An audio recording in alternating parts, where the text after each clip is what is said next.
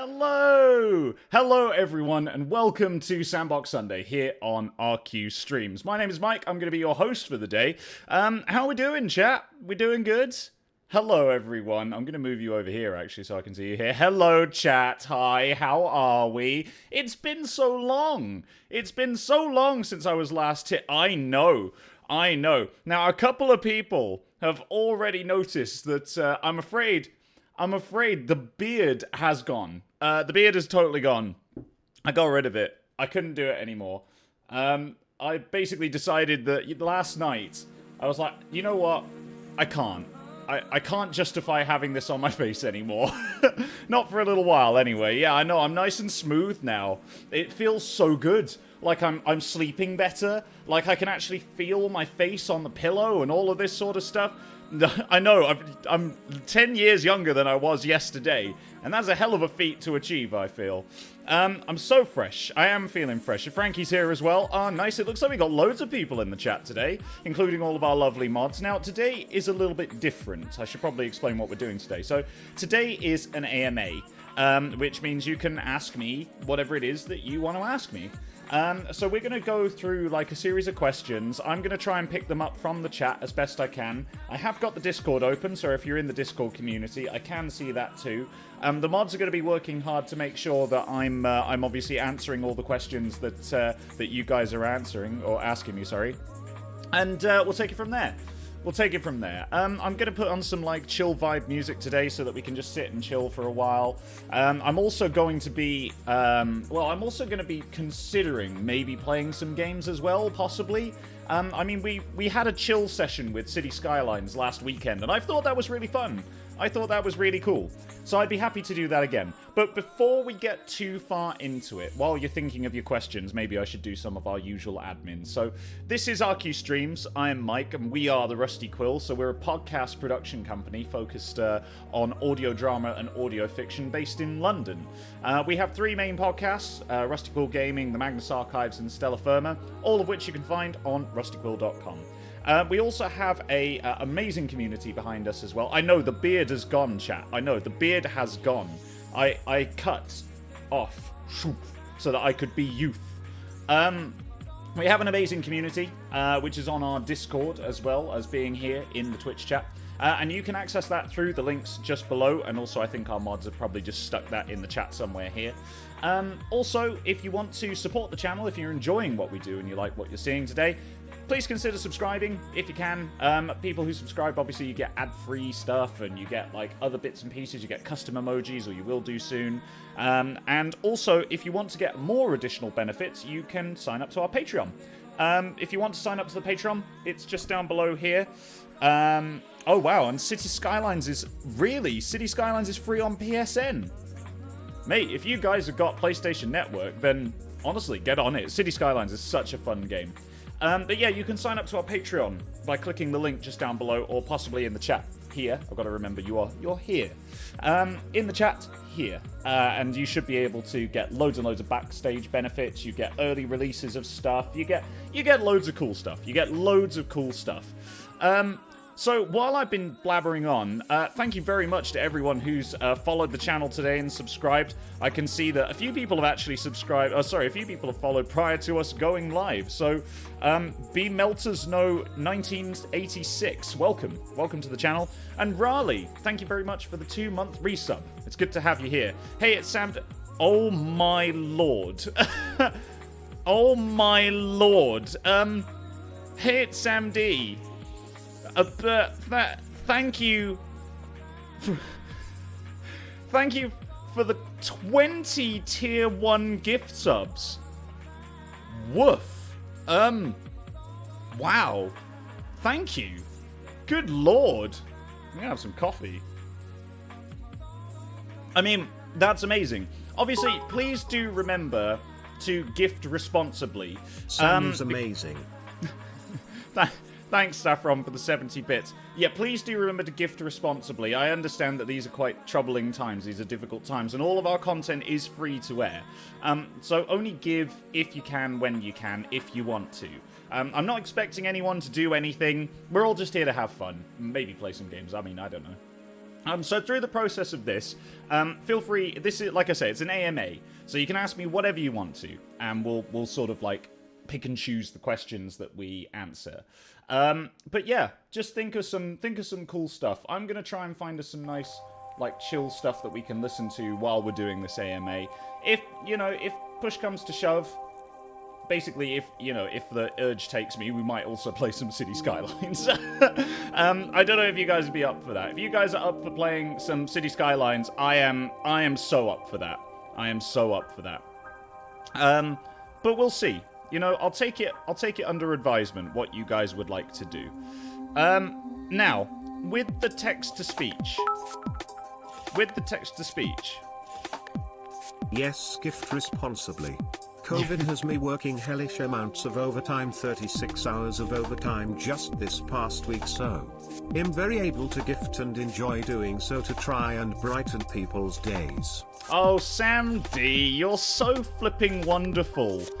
You're so flipping what? Well, thank you very much, Hey It's Sam D. I appreciate that so much. So much. Honestly, it's a delight to have you all here, and this is what I mean. These are the awesome people that we have in our community. They're so good. But yes, please do remember to gift responsibly.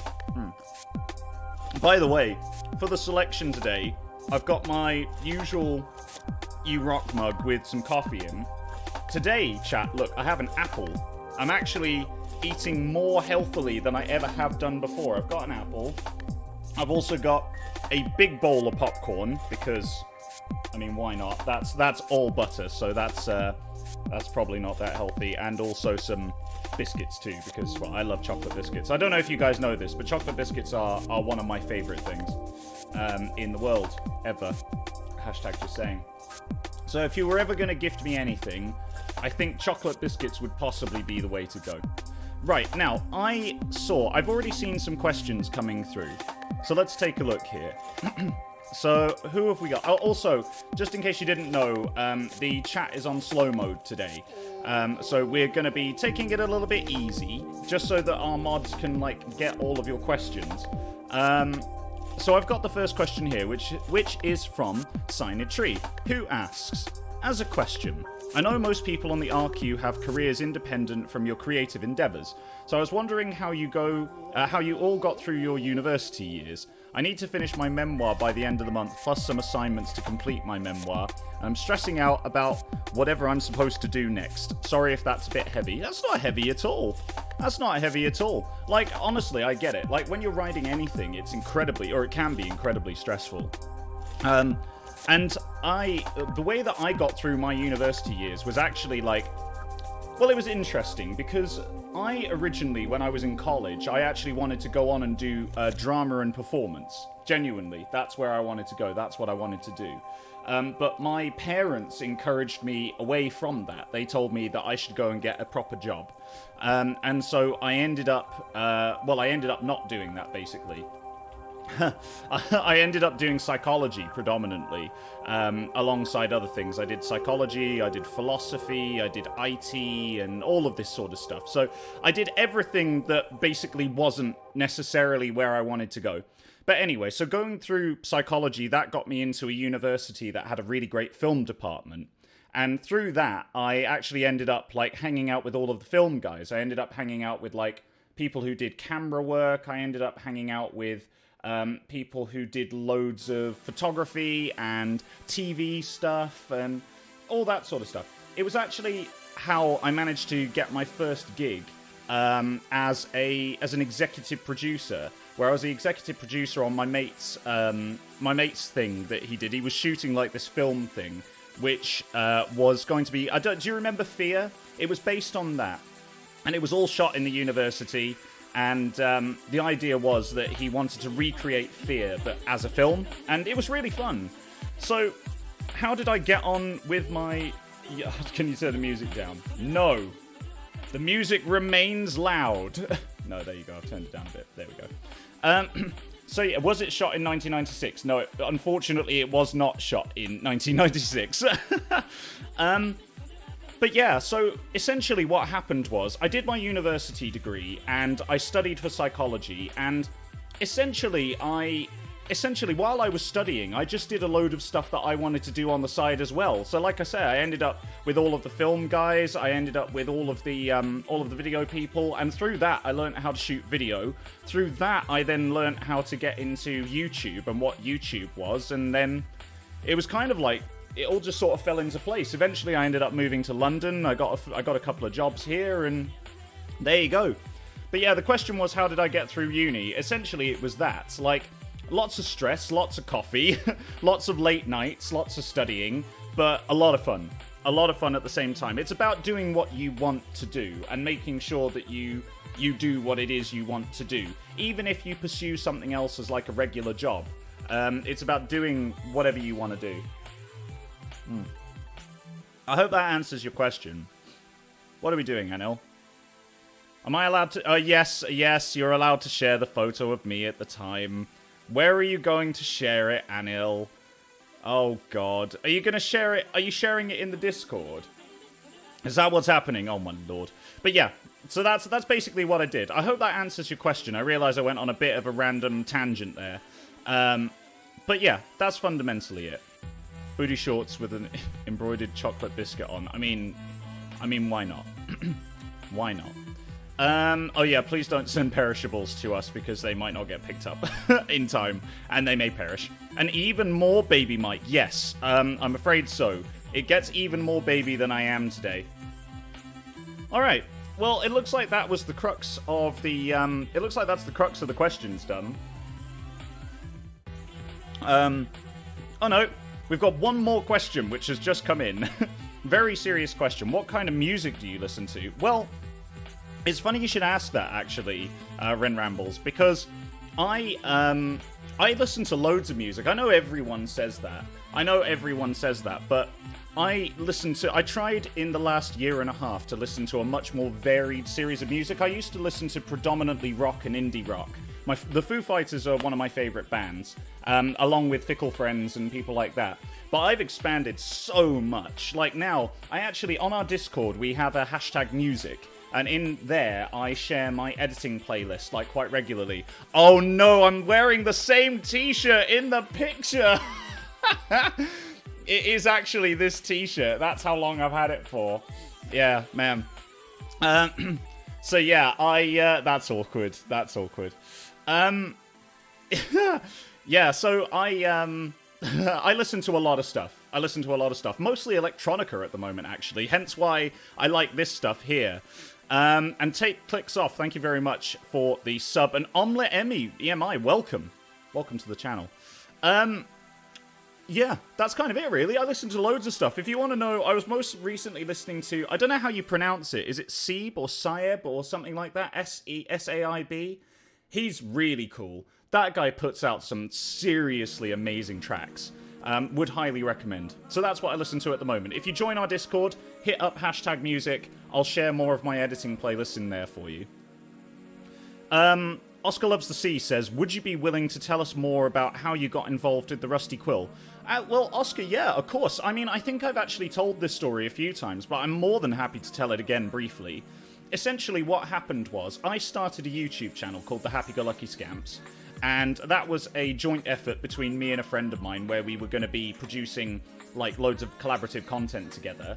That never really happened. Like, the channel ended up just becoming very much my channel. And so I kind of ran with it. And then eventually I moved to London. And when I moved to London, I happened to get in touch with Alex, actually, Alex Newell. So I was doing I was looking for collaboration opportunities. Alex was a friend of my girlfriend's at the time, and so I ended up speaking to him because he started the Rusty Quill as a company that essentially they rented equipment to people, and I was like, well, I need some equipment. And so I got chatting to him, and then he came onto my channel, and it's actually still all up there on the Happy-Go-Lucky Scamps channel. We did some collaborative content together. I ended up talking him through how I did all of my audio cleaning, which eventually became one of the bases for what we currently use for our audio cleaning. And yeah, we kind of hit it off from there. After that, he offered me a job. He said he wanted me to come on as head of video. Initially, the caveat was, that I had to be an audio editor before I could get into video, because at the time they weren't producing any video content. And so I said, okay, so he put me on a job called the Magnus Archives, and I became the lead editor of the Magnus Archives for seasons 1 and 2 and a little bit of 3. Eventually I then trained up all of our current editors, and now they've just gone. Like, they're incredible now. They're training each other, and, you know, they're doing loads of stuff. Like, stuff that I can't even do. Like, honestly, the editors that we have are simply amazing. And yeah, like, that's it, really. That's how I got involved with the Rusty Quill. Further down the line, obviously, I produced Gaming and Giving, which originally was something to do with the Happy-Go-Lucky Scamps. I then brought that into the Rusty Quill as a project, and that sort of then meshed quite nicely into me becoming head of video. That was it, really. It was quite long and meandering. That happened over the course of maybe a year and a half, something like that. But that's essentially how it happened. So I went from being a YouTuber to being an audio editor to being a Twitch streamer. And that's pretty much it. I hope that answers your question. What else have we got here? Random question. Do you play any instruments? If not, is it something that you've always wanted to... Well, chat. Well, it's funny you should say this. Where is it? Here it is. It's funny you should say that. I'm a drummer. I bought these sticks, actually. I've never used them. These are my favourite sticks, Vic Firth's. And I was a drummer for 6 years. But I had to put it down, unfortunately, when I went to university, because I couldn't find any bands to play with. But I used to love playing the drums. And then I was a rock drummer. I used to be in an indie ska band, can you believe it? And that was really fun. That was really, really fun. But the problem was, like I say, I went to uni. I couldn't find anyone to play with. I then came out of uni, met my girlfriend at the time, during my masters, when I went back to uni again. And then through her, I got involved with a few people, ended up in another band, which was called the House Band, which was like their internal band, and that was always a load of fun. So I got to play in front of a few people. That's actually the only concert I ever did, though. And yeah, that's kind of where I dabbled in the bass for a little bit, because I wanted to play the bass, but that never really happened. I tried the electric guitar. I could not get my hands around the fingering of that. Like, honestly, trying to hold the neck of a guitar and all of the strings, I couldn't do it. Honestly, I couldn't do it. Yeah, a ska band. I know. A ska band. Genuinely. It was so much fun. It was so much fun. We were called My Boyfriend's Band. I had a producer. at the time. I think his name was Lars. And that was really fun. That was genuinely really, really fun. But it was a chapter of my life which is long gone now. So, there you go. Can you tell us anything about ArkyGG20? How is the organization going? Well, I mean, I'm going to be honest with you. COVID-19 put a huge spanner in the works. Because I was 3/4 of the way to booking a venue when the COVID crisis happened. Then, obviously, all of the venue owners just cancelled everything that we were looking to book. And we had, like, loads of big ideas, loads of big plans that, like, some really, really good stuff that I'm genuinely gutted that we can't do because it was super exciting and that I'm hoping to roll into 2021. But obviously we can't do those this year because all of those plans involved face-to-face interaction. So for this year, the planning is a little bit difficult. Because... Well, basically, because we're going back to our roots, and we need to make sure that the content is still as good as it was for live people, as it is, like, just on Twitch. So that's my biggest challenge. I'm currently actually looking to partner with someone, because I can't say too much about it, but basically they're really, really cool. And they offer a load of really good stuff that I'm hoping to use. Skirting around things a little bit, but I can't tell you too much. All I can tell you is that plans are back on. Like, it isn't cancelled. We have a date for it now, which is the Saturday in the second week of December, Saturday the 12th. So look out for more stuff as it comes through the Rusty Quill Twitch channel. That's probably the best thing I can say. Unfortunately, I can't tell you too much more than that right now. But just know that plans are in the make. I'm already looking at collaborations, and I'm looking at like new talent that we can bring in. There's a couple of people who might be coming to RQ streams that I'm looking to maybe get on board with. And yeah, it's going to be fun. Like, it's going to be super fun anyway. But keep your eyes on the page. We'll see how it develops. Dr. Tea Time says, what language would you most like to learn? Man, Portuguese. Brazilian Portuguese, honestly. That is the language that I would love to learn. Like, it's beautiful. I don't know if you've ever heard Brazilians speak, but it's quite beautiful. It's very bouncy.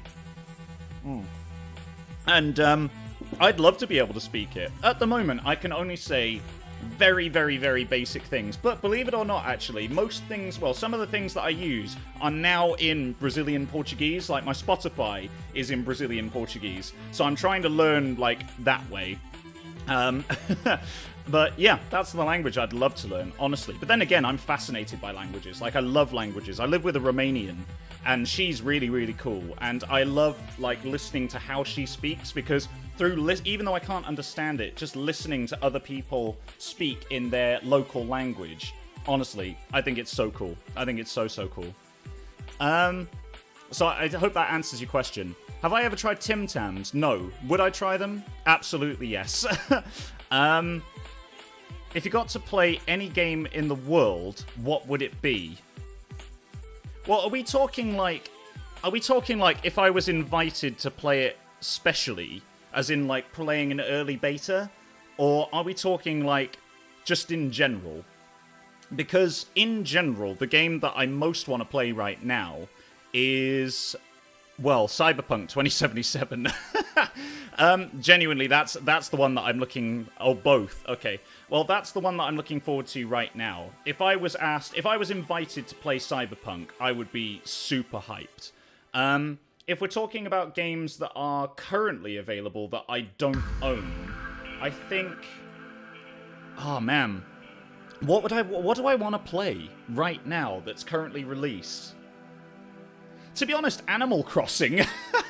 I don't own a Switch. I bought a PS4 Pro instead of a Switch. And I would love to play Animal Crossing, but I don't own the tech. I don't own the kit, chat. So, unfortunately, I can't yet until I save up enough money to be able to afford a Switch. Or until we earn enough money that I can buy one through the Rusty Quill. But that's it. That's what I would like to... That's what I would like to play right now. Genuinely, that's what I would like to play. What's my favorite book genre? I'll be honest, I don't really have one. I like just reading. I like a bit of fantasy. I like a bit of fiction. But to be honest with you, I don't necessarily have a favorite book genre. Switch Fund. Oh, Sam D. Oh, Sam D, thank you very much for the 400 bits. Oh my good, that's so nice of you, Sam. Thank you. Thank you very much. So, yeah, I don't really have a favorite book genre. Just because I like to just try new stuff. One thing you'll learn about me, probably as we go through this Twitch journey together, is that I love just trying stuff. Crowdfund a Switch so Mike can get Animal Crossing. 69 cookies gone. Thank you very much for the 138 bits. And Tapiera, thank you for the 100. Oh, no message. That's fine. That's cool. Thank you, Tapiera. Like I say, I would love to. I don't know if I'll be able to afford to. We'll see. Thanks, everyone. I appreciate it all the same. So yeah, I like trying new things. I'll just try stuff because it's fun and cool. More Animal Crossing funds. Molly Yetsu, thank you for the 138 bits. Matteo K. Smith, thank you for the 10 bits. And Saffron, thank you for the 69 bits. That's very, very much appreciated, honestly. Thank you so, so much. I'm just going to click the music down just a little touch. What's your favorite icebreaker? Oh, no message. Thank you, Malevolent Mango, for the 100 bits. Sorry, I'll wait for the messages afterwards. What's my favorite icebreaker? My favorite icebreaker is usually... For Hype Train and Animal Crossing Fund. MGD Tour, thank you very much for the 100 bits. And Sharkle, thank you for the 69 bits. My favorite More Animal Crossing funds. You guys are so good. My favorite icebreaker is, hey, you met Derek? Polo Serenity, thank you very much for the 200 bits. Charlie Fitz, thank you for the 69 bits. And Tafiera, wow. Thank you very much for the 5 tier 1 gift subs. Oh my goodness. Hype train Animal Crossing whoop whoop. Oh, choo choo, we're on the hype train. Choo choo.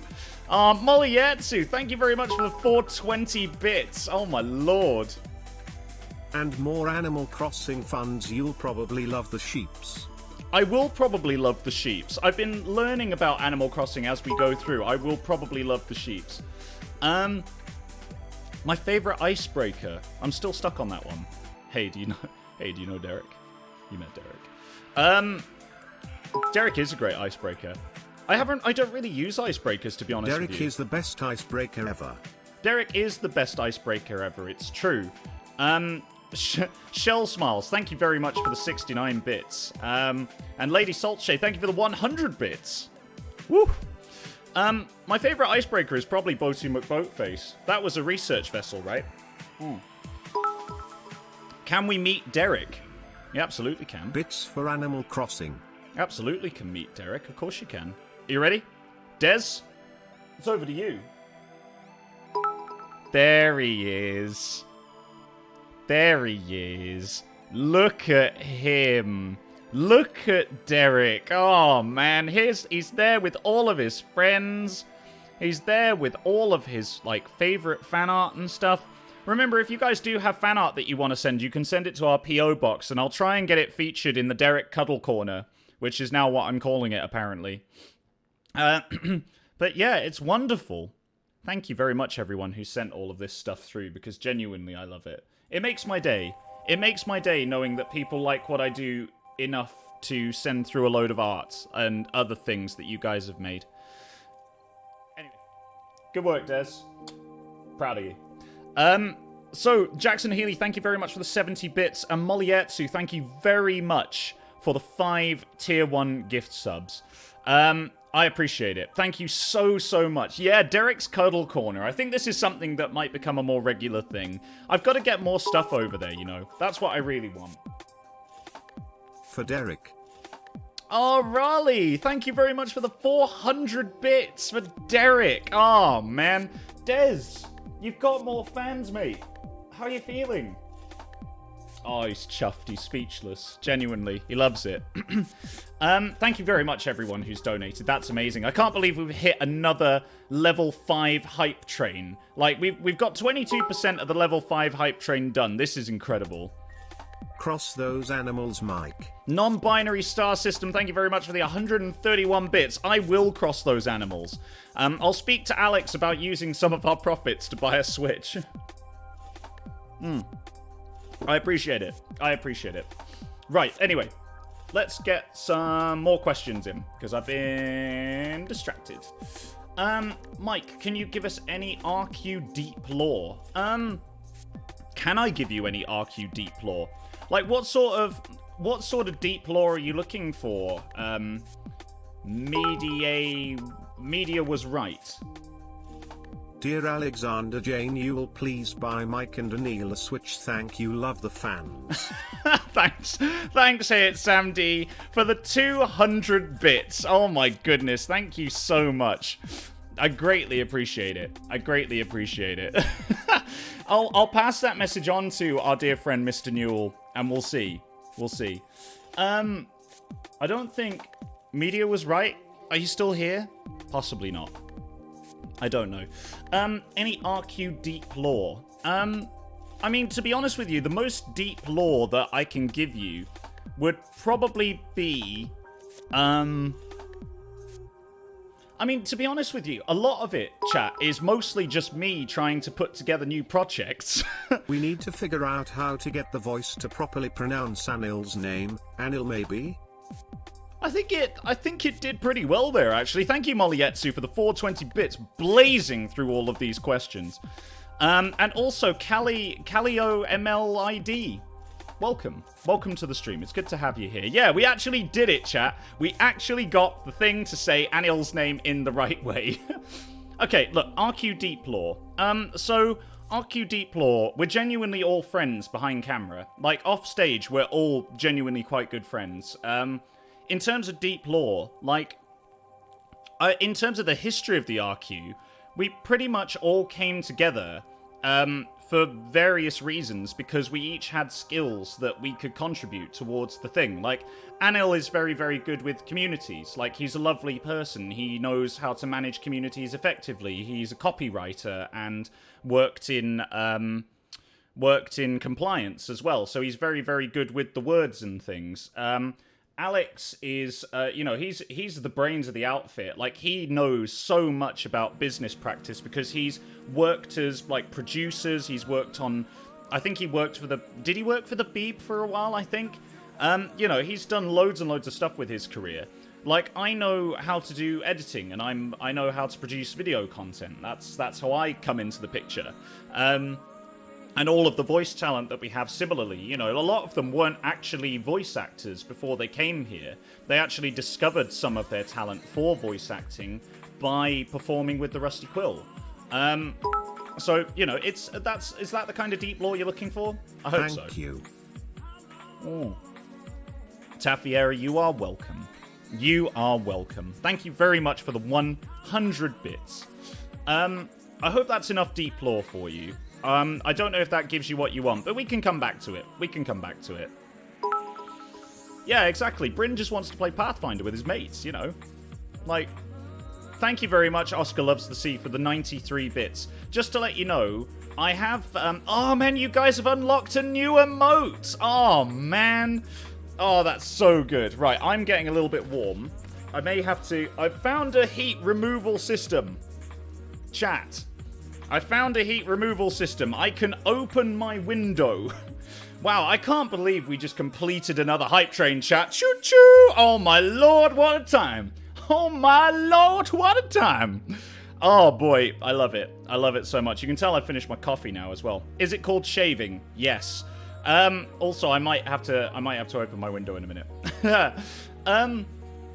Okay, what have we got here? What is something you wish that people asked you about more? Whew. Wow, that's a that's a question and a half. What is something you wish that people asked you about more? I don't know. What? That's a really tough one. I feel like, to be honest with you, a lot of people, I think actually what the problem I tend to experience is people don't feel like they can ask me. Like, I often meet up with fans at our fan meets, right? And people come onto the Discord and they feel really embarrassed about asking me things. But honestly, you shouldn't. Like, you absolutely shouldn't. It's one of the reasons, actually, why we're running this AMA today, is because I know that some people have questions that they wanted to ask me, but unfortunately, they don't feel that they can. Some people find me intimidating, and I don't know why. I'm not entirely certain why, but at the same time, Bryn, we'll get round. We'll get round, don't worry. Is that a genuine question, Bryn? Because I will come... Oh, it is a genuine question. It's been added to the list. So yeah, I don't know, people just don't ask me enough questions in general. Like, I'd love it if you guys, like, tweeted me questions or whatever. So yeah, I think it's less about the fact that I wish people would ask me about a specific thing more, and more about I hope people feel that they can ask me things when they want to. I hope that answers your question. Tell us about your D&D game. Okay, alright, so... I've been playing D&D with this group for a little while now. They're a really, really fun bunch, and I got introduced to this D&D group when I met up with a friend of mine she's Greek, and she's really fun. Her name's Jo, and she said, hey, I play D&D every Thursday. Do you want to come play? And I said, yeah, absolutely I want to come play, because I'd been wanting to get into a long play D&D session. And so, yeah, I joined in with this group, and they're really fun. I am very boisterous. I think I'm actually the most boisterous person in the entire group, because I just come up with all of these silly characters all the time, and I love it. Like, so far I've played... In fact, I've got one of my character models here, who you probably won't be able to see too well. I'll see if I can get the zoom in. There. There we go. That's Graham, my Dragonborn cleric that one of the guys from the thing actually painted for me. So I'm not particularly talented at painting like models and stuff, because I don't have the dexterity for it. But yeah, Anil, this is Graham, and so. Yeah, I ended up, he ended up making it for me as a present, which was really, really kind of him. Rich, if you're watching, thank you very much. And so, yeah, I ended up playing as this cleric, and then now I'm currently playing as an Aarakocra rogue. Now, that's super fun, because in my head, it was, full-on sitting on, rooftops and swooping down at people. He's got the assassination feat, he's got the Skulker feat as well, which means that he can do more damage. As an assassin, he can do more damage if his turn is before everyone else's. And also he can do, if he fires and he is hidden, then missing with the Skulker feat, the missing doesn't actually give away your position to the enemy. It's so much fun. So, of course, the DM, in his infinite wisdom, and probably to troll me, basically, has only set everything we've done underground and in buildings. Oh my god. I love you, Alex. If you're watching, I love you very much. But yeah, that's what I had in my head. And yeah, it was... it's interesting. It's good fun. It's very, very good fun. I love my group a lot, actually. It's nice to have a regular play group that I can take part in, but that sort of fits in nicely with my schedule. So that's what I'm doing in D&D at the moment. I'm playing a sassy rogue. In fact, I played another character. I did a one-shot at one point. I played another character, which was an Aarakocra bard, and that's how I ended up actually getting into playing Aarakocras, because I realized how fun they were. So I played as an Aarakocra bard, except I went through this phase of giving all of my characters, stupid accents. So for my Aarakocra bard, I tried to do my best Tracer, but of course, from Overwatch. But of course, as the Tracer, I can only do a male version of the Tracer. So I spent the entire time going, "Cheers, love! Oh my lord, this is so lovely! I can't believe we're in this situation again." And so yeah, it was a lot of fun. It was a lot of fun. Yeah. You ever get that feeling of deja vu? Etc. etc. And because I live in London, it just makes it even better. Yeah, we discussed accents yesterday. That's the best I got, chap. That's the best I got. Oh, my lord. Do you cook or bake? If so, what's your favourite thing to make? I do cook. Actually, I do cook. I actually enjoy cooking. Me and my housemate have done a lot of cooking while we've been here. And I really, really like it. So my favourite thing to make is a very traditional... Thank you. is a very, not traditional, but it's a very easy recipe to make. But I like the way that I'm able to make it. And I make cottage pie. That's my favourite thing to make.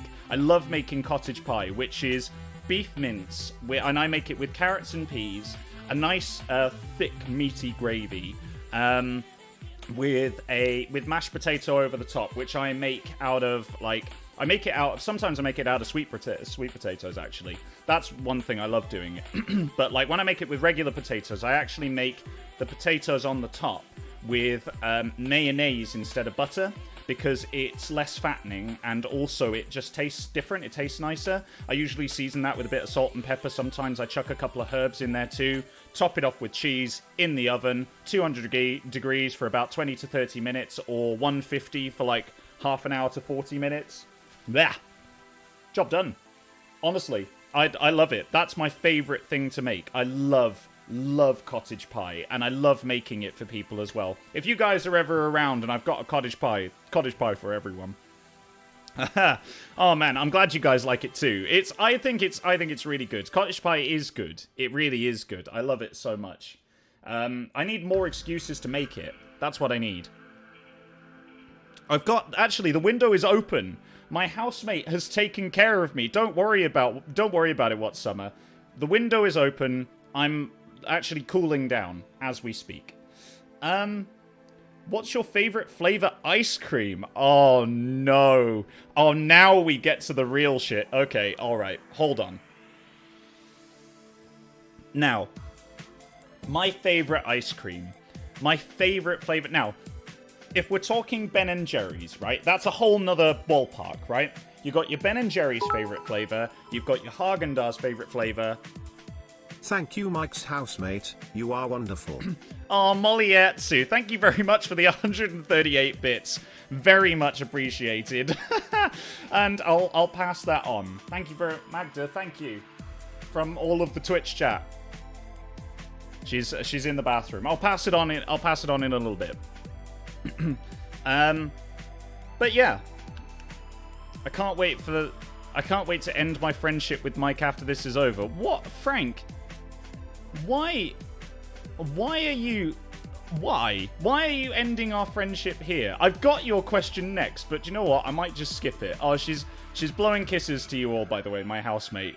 She says thank you to all of you. So, all right.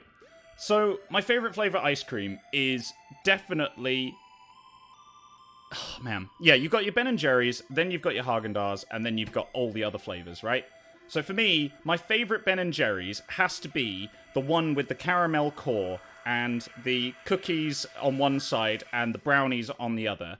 That's incredible. Like that's my favorite like flavor combination of Ben & Jerry's.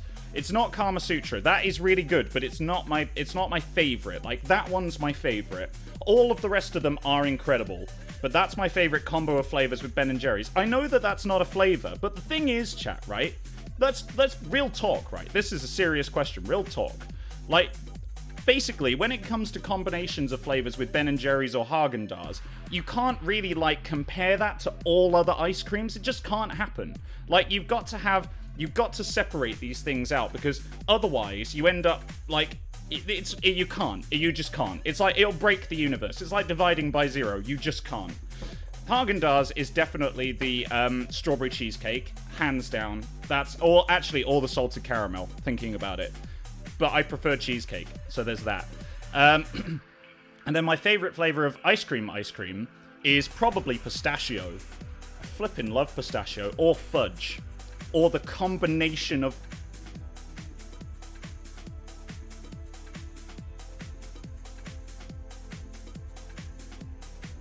The combination of the two. Why did I never see this before? Anyway, alright, fine. So yeah, that's my favorite flavor of ice cream. Who's up next? Oh my lord. What are your favorite countries that you've traveled to? To be honest, it's difficult to pick. Like, I loved Spain. Spain is really nice. I loved Portugal as well. That was really nice. I think if I had to pick my absolute favorite, it's hard, because each one has something that's so unique about it that you only really find in that place. Like, Lisbon has, like, you've got the big river, and you've got, like, the city, and it's great to explore, or you can just sit somewhere and have pastéis de natas and all that sort of stuff. Oh, Frank actually agrees with me on something. Oh, man, Jesus. Yeah, pistachio and chocolate is god tier. Like, solid. That's really solid. Barcelona, when I went there in Spain, like, Barcelona is incredible. As a city, oh my lord. Get that Animal Crossing, because you deserve all the best things, Mike. Oh, thank you. And let your roommate know we adore her. Aw, thank you, Suspiciously Gay, for the 300 bits. Oh, man. I will try and get that Animal Crossing, and I will let my roommate know that you all adore her. Thank you very much. So yeah, like, I don't know, man. It's hard to choose. It's hard to choose. If I were to say one, if I were to say one, I think it would be doing a disservice to all of the other ones. So can I say all of them? Is that allowed, Jerry Delano? Or do you want me to pick one? Because I could pick one, probably. But let me know. I'll keep my eye on the chat. Frank, I'm back. Has anyone asked Mike why he is the way he is yet? No. There we go. Definite Human Jess. Do you have any game recommendations for non-gaming PCs? So, yes, I do, actually. Dependent on how, you're welcome, Frank. Dependent on how, how powerful your PC is, there's actually a lot of games that you can choose from. Like, if it's a tablet or something like that, I'd probably recommend something like FTL, because FTL will run on low-powered PCs or non-gaming PCs. But basically, what I'd recommend is have a look at indie games, because honestly, indie games are more developed for... Well, it depends on the studio, but a lot of them are developed with that in mind. AAAs, they tend to try and go for, like, you know, big, flashy graphics and all this sort of stuff. But, I mean, yeah, like, it's very...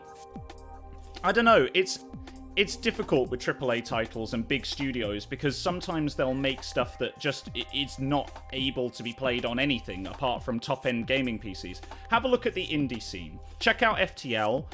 Definitely have a look through the Steam Greenlight section. That's usually got some good stuff in there that you can play on a low-powered PC. If you want specific recommendations, yeah, FTL, Undertale, that's another good one you can play on a low-powered PC. What else did I used to play, like, years ago?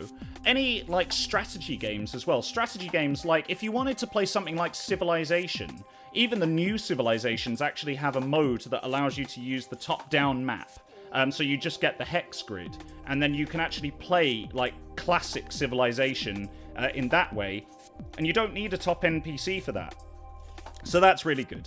Alright, okay, look, Frank, I feel bad, so I'll come back to your question. I'm sorry, mods, no, we can't cross that off yet. We can't cross that question off yet. I haven't answered it. It wasn't fair. So, why am I the way I am? I mean, I don't know. How much of the history do you want to go into? I moved around a lot. I didn't really live in any one place for a very long period of time. I had to make friends very quickly because all the friends that I had usually would not speak to me because after I moved away, I've moved a lot. I've moved about 25 times. So every time we moved, because we didn't have mobile phones back then and we didn't really have the internet, there was no way to stay in touch apart from letters and we never wrote to each other. So I had to learn to make friends very quickly and I had to learn that basically I didn't have any permanence in all of the relationships that I had. And so therefore I am the way that I am because I just started living life very much in the moment and I started to try and... to adapt to the environment in which I was thrown into by changing schools multiple times, changing colleges. Well, actually, no, that's when I put my foot down. I wouldn't actually switch college because I decided I wanted to finish the course that I was doing. And then I chose my own uni and I started living my own life. I actually moved out of my home when I just turned 17. So there you go. That's why I am the way I am. I hope that answers it definitively enough. Oscar Loves the Sea. R.E. the Law. Tell us more about the RQ early days. Okay. No, chat. No. No. Oh, Bryn. Bryn. Yeah, Bryn, you're the best. Oh, Bryn, you're the best. Oh, my lord. Yeah, Bryn's questions are incredible. Yeah, it did go a bit deep, but don't worry. I mean, look, you asked the question, I'm going to give you the answer, and you all said that it was mean that I skipped over Frank's question, so there you go. A very abridged origin story. A very, very abridged origin story. Tell you a bit about the RQ early days. Well, the RQ early days were very much sort of like gaffer tape everything together and hope for the best. So... we basically, like, we didn't have very many people on board, but we had a really good idea. We had, like, some good conceits. So it was me, Alex, Johnny, Ben, like, the RQ gaming guys. So Bryn, James, and Lid, and Who else was there? Martin, obviously. Martin's been there since the beginning. And I think that was it in the beginning. Like, then obviously we brought on all the voice actors for the Magnus Archives. And essentially, it was a case of, like, usually we spent a lot of time just messaging each other on WhatsApp or whatever, trying to make sure that things were staying on schedule, because we everything got passed through Alex. Like, Alex was basically like the final stage of every single thing, and so his role was so expansive, and I at the time was just an editor who kind of wanted to be in a podcast, and then obviously I got offered the role of Tim, and that was really fun. But, like, yeah, it was basically just as you imagine it. Any startup, like, everything had to be done tomorrow, and I usually spent my evenings, I'd go to work, I'd come home, I'd start editing, and then I would carry on until about 1 a.m. Like, so not that much has changed, to be honest with you. But yeah, it was less commercialized than it is now as well, because obviously now we've got a lot of infrastructure, because the company has grown to a state where we now have to have a lot of infrastructure. There's a lot of internal stuff that we have to go through. Back then, it was literally just, I've got this idea, let's do it. Like, now we have to go through more of a process, a structured process, to make sure that we've organized things and we've arranged things appropriately so that we've got resource and we've got time and blah, blah, blah. Like, it's better now, I would say, because we actually have proper structures. But back then, it was just run and gun. Like, I ended up editing some episodes of the Magnus Archives the day before they launched, almost. Like, or 2 days before they launched. That just wouldn't happen now. Like, now, it's very much, its final stage is sometimes the day before it launches, but hopefully not. Hopefully not too much. Yes, I know. April's here and she's despairing. I'm sorry. I'm sorry, April. So yeah, there you go. The early days of RQ was very, very, was tricky in some ways, but a lot of fun. A lot of fun. That's why I stuck around, because it was a lot of fun. I learned a lot, like, in a very short space of time. What's mine and Anil's favourite game that you've introduced since beginning the stream? Well, Anil, I don't know, man. Anil, you're going to have to answer for yourself. I don't know if you already have. Maybe you already have. But I think my favourite game that I've introduced... I'm going to have to break this down into categories, because, to be honest with you, the content that I produced with Anil, I sort of, like, put that in its own category now, because I really enjoyed playing with Anil. And I also really enjoy playing my own stuff. So, if we're talking, like, the stuff that I played with Anil, that would probably be Dishonored. Mostly because I loved how much Anil loved it. Like, I genuinely loved how much Anil loved playing Dishonored, and watching him play it for the first time just made me so happy. Like, Hatterfall was amazing, and it was a roller coaster, and it was so much fun. But in terms of, like, the raw... Like, in terms of just the pure joy that it brought me to see Anil enjoying a game series that I genuinely didn't know whether or not he would like, I think that sort of pipped it. Then, if we're talking my own stuff, I think my favorite game that I've played since I started doing my own stuff was Soma. Because Soma was, like, Soma was an experiment. Like, I don't really play that much horror. And I knew that a lot of people wanted to see me play horror. They wanted to actually see what I would be like playing a horror game. And so I decided to just go for it, and I threw myself in at the deep end. And then, obviously, out of Soma, we got Derek, and you guys learnt about Derek and my comfort camel habits. And, yeah, like, genuinely, the reaction that I got from chat was really good. Like, we ended up playing it all the way through because everyone wanted to jump in, and everyone was offering encouragement, and I was like, oh my god, what's this? And the chat was like, oh my god, what is this? And, like, as the story unfolded, there were some people in the chat who knew what was going on, and they were like, oh, he's gonna find this. And then there were other people who were playing it along with me, and they were like, oh my god, I don't know what's gonna happen next. And I was like, I don't know what's gonna happen at all. And then, yeah, like, it was so much fun. It was so much fun. Yeah, someone got the deep end joke as well. I'm sorry. I couldn't help it. Like, I can't help it. But yeah, I'm really glad you guys enjoyed Soma. So yeah, Tafiera, I hope that answers your question. It's a combination of things, because they're different things. Me playing with Anil and me playing on my own, like, I totally, like, split them apart. What's the game you've enjoyed streaming most so far? Well, I think we just covered that, unfortunately, Sixter, in the previous one. I'd say probably, in general, it would be that divide between those two. How much of Tim as a character did you come up with, as opposed to Johnny and Alex as Saffron? Well, I'll be honest with you, it was very collaborative, because Alex as a director, like, he knows exactly what he wants out of a scene, and he was able to direct me to get the best out of my performance. Johnny, very much, like, obviously Johnny wrote the thing, and he had an idea of what he wanted Tim to be like as well. And then most recording sessions were a workshop between either me and Alex, or me, Alex, and Johnny, where we would workshop ideas. Like, you know, I always came in with an idea of what I thought Tim was like, and then Alex would help me refine it, and Johnny would help bring in the lore. Like, that's the way that I always saw it. Like, I always had an idea of what I wanted Tim to be like. Like, since I first chatted with Alex about what the role was going to be, that was kind of it, really. Like, we worked together very closely to pull what you guys heard together. So I guess I came up with my own idea, which was then sort of tweaked and constructed. I hope that answers your question.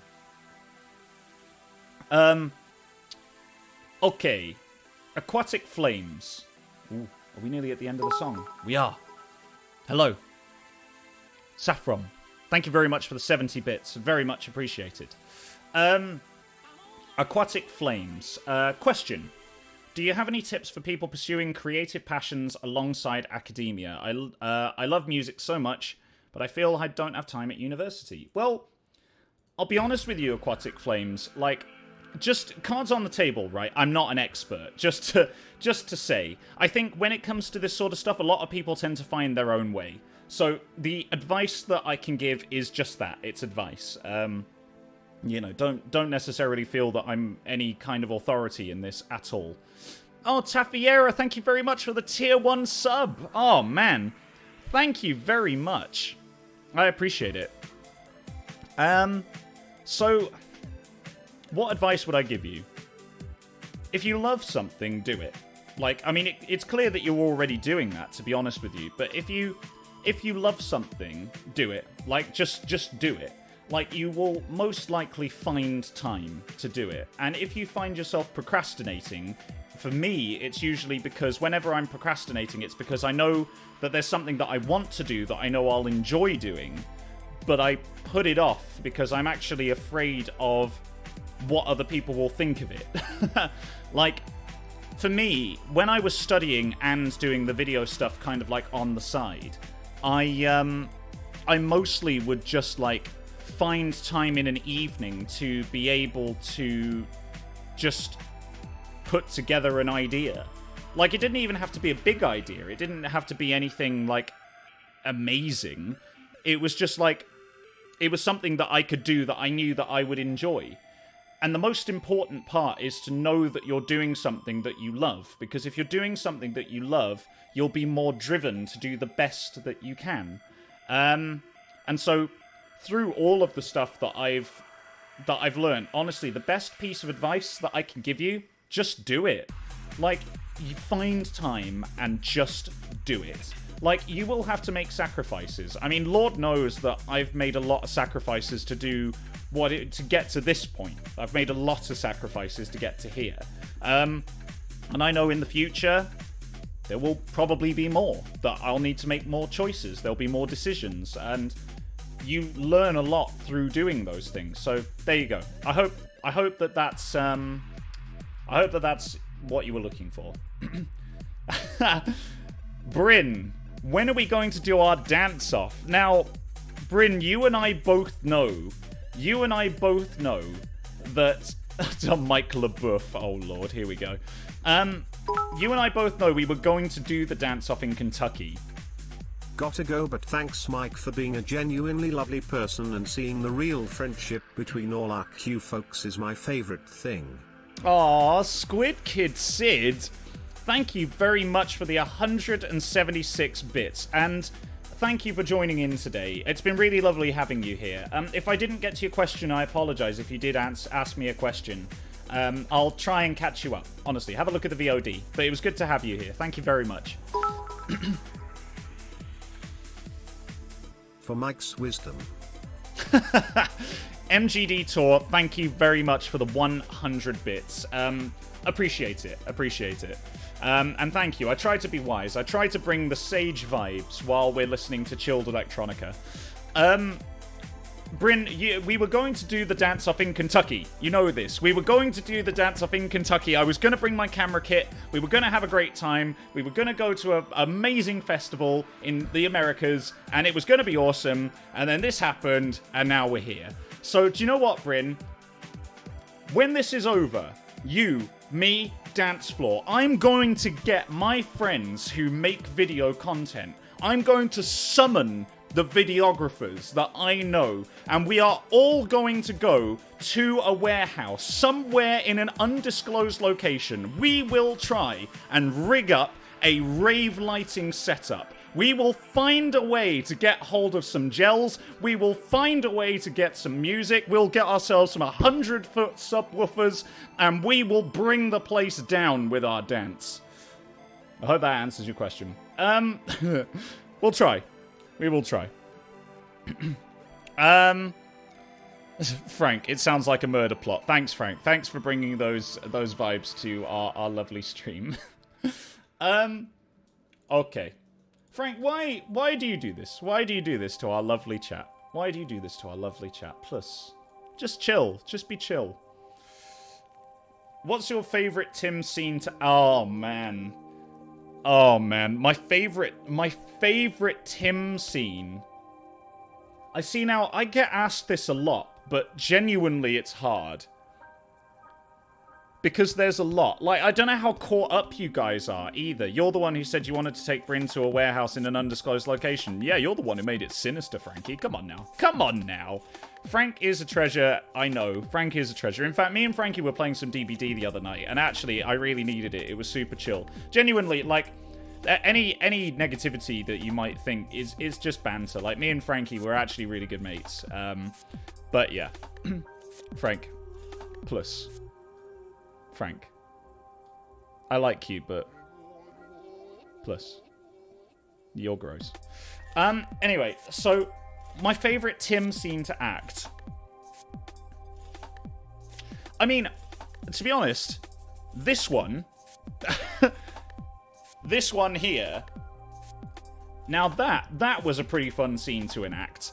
But I don't know if it was my favorite one. No Magnus spoilers. I'm trying not to, Saz. I'm trying not to.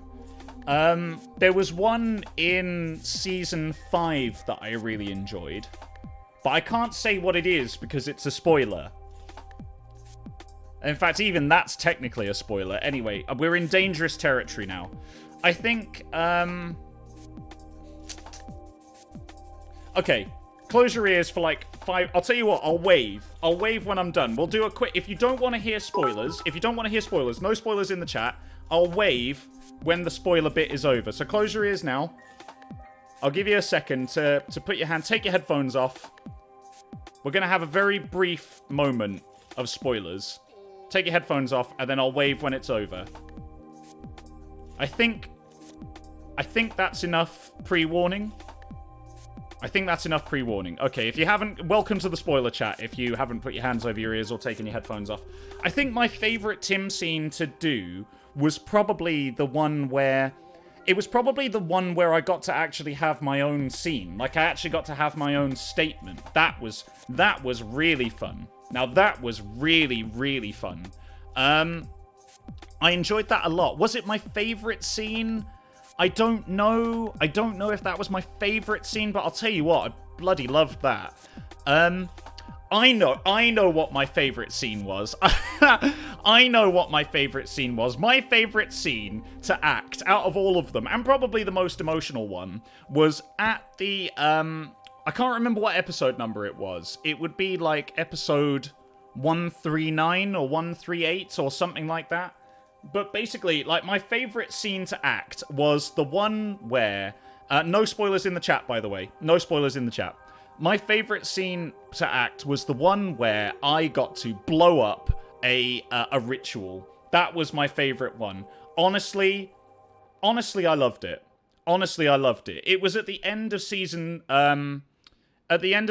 3, and honestly, that as a scene was awesome. Like, because the way that it was constructed and scripted was really great. The way it was directed was really fun. It was the last scene where I really got to, like, push the character as far as he would go.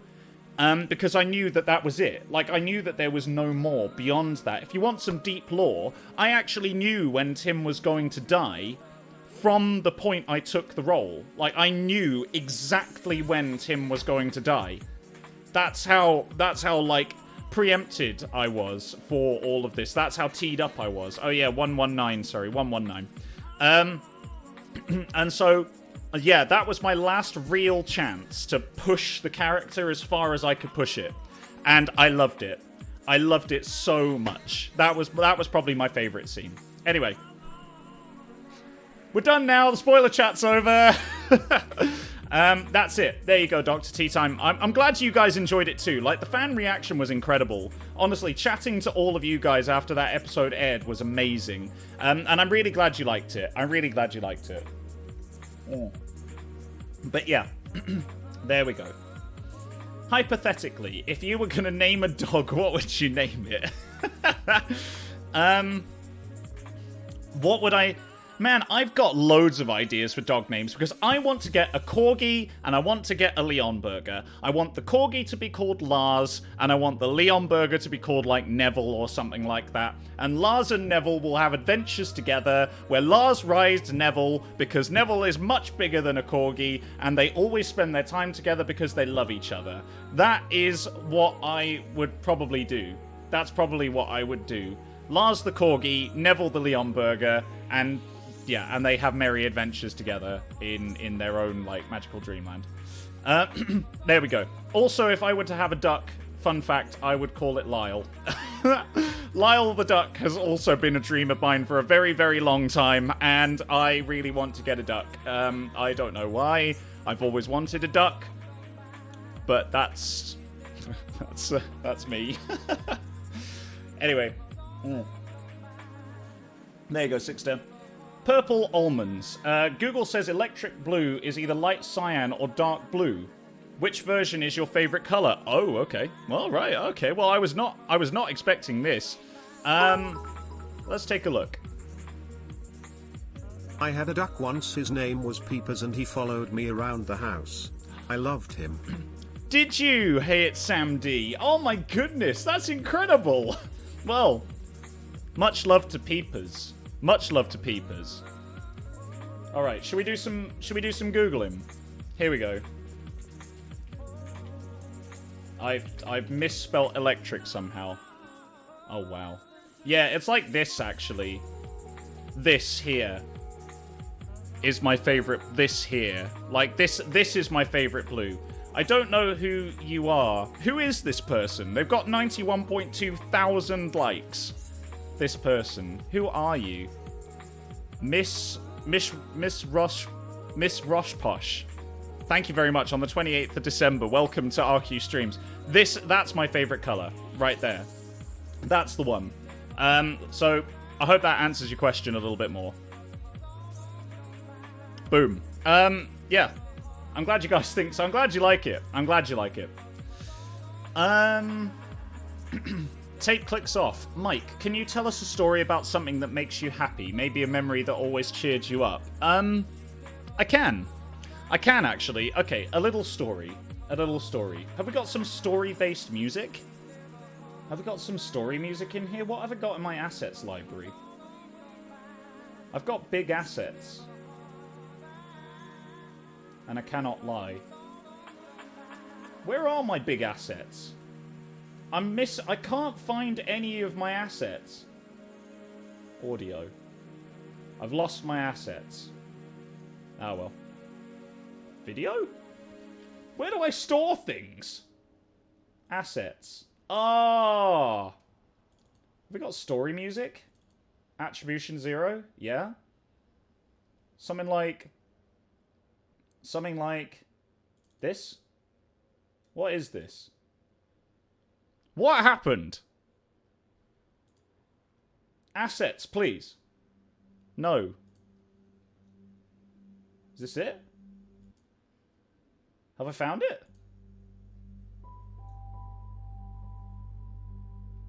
Is that story music? How do we feel about this, chat? Do we think... Is that story-based music?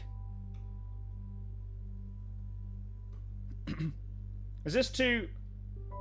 It's emotional and ominous. Okay. Maybe not.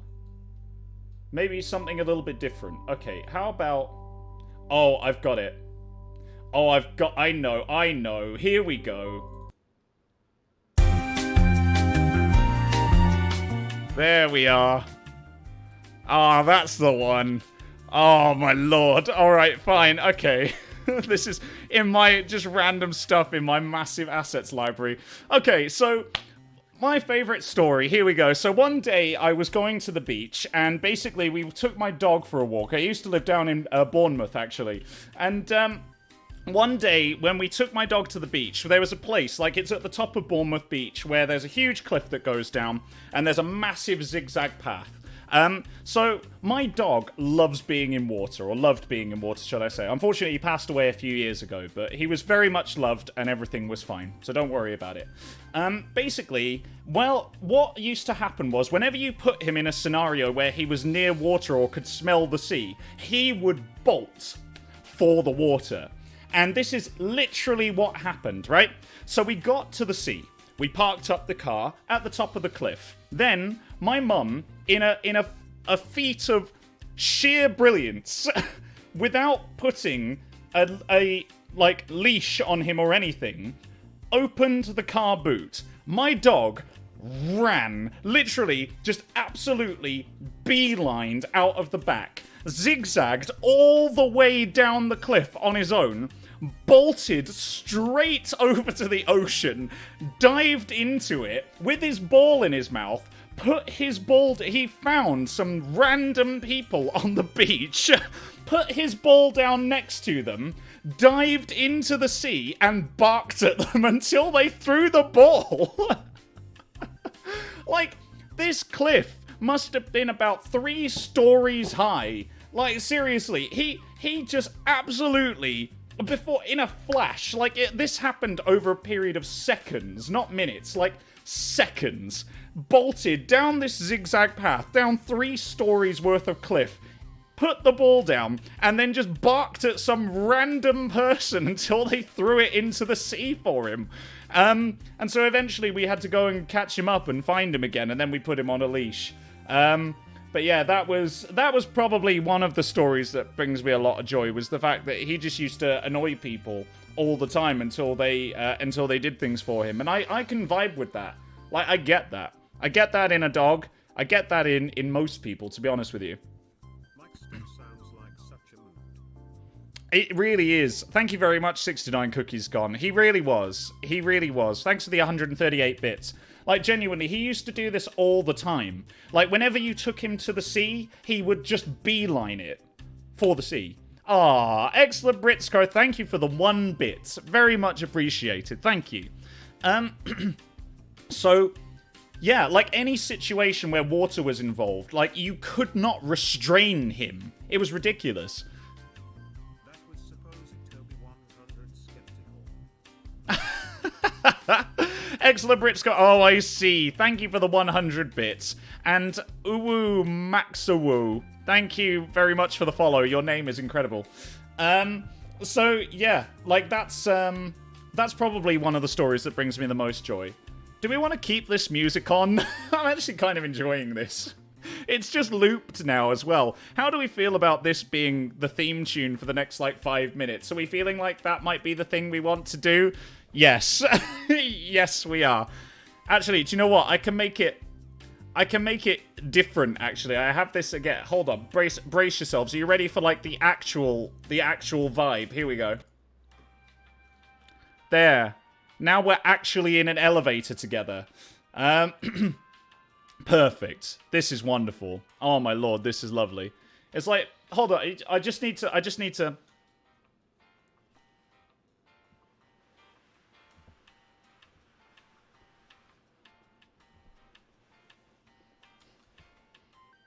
Oh no, I'm stuck. Help! Help! I'm stuck. There. Hello, sorry, I'm back. Right, anyway. I hope you enjoyed that. Okay. Alright, fine. V Coffee Cup. Alright, I'll ask a question. Please do. Please do. I wouldn't normally ask. Oh, really? Do you ever get embarrassed when chat heaps love on you? Absolutely. Absolutely I do. But to be honest with you, I love it as well. Like, of course I get embarrassed, but that's only because of my own personal insecurities. Like, I genuinely... Sometimes after I get off of a stream, I genuinely question whether or not I did well in that stream, and then I compartmentalize all of my work, and then I try and compare myself to other people, I compare myself to other streamers, I compare myself to other RQ people, and I'm like, ugh. It gets quite heavy and quite deep, but sometimes I do, but honestly, don't worry about it. Like, I love it. I love it so much. So thank you very much for your question, because I love all of you. I love all of you guys, honestly. Max 8 AM, and also Green Tomato 13. Welcome to the channel. Good to have you here. Shell Smiles, thanks for the 69 bits. Saffron, thank you very much for the 70 bits. Very much appreciated. As always, you guys are excellent. You guys are excellent. Okay. Mike, every stream is a delight. Oh, thank you, Saffron. I appreciate that. I don't want to be bapped with newspaper. Imposter syndrome is real. It is real. I was actually thinking, like, I know a few people have done talks on imposter syndrome. Unposter syndrome. Please, brain, come on now. Imposter syndrome. It's real. It is real. I think we all suffer from it from time to time, so... I know other people have done talks on it. I was thinking about wrapping it into one of my talks on gaming and mental health, but maybe we'll cover that another time. But thank you for the question. Non-binary star system. What's your YouTube rabbit hole video genre of choice? Mine's furniture restoration. Oh my lord. Do you know what? Do you know what my most recent YouTube hole is? My most recent YouTube hole is 3 things, right? 3 things.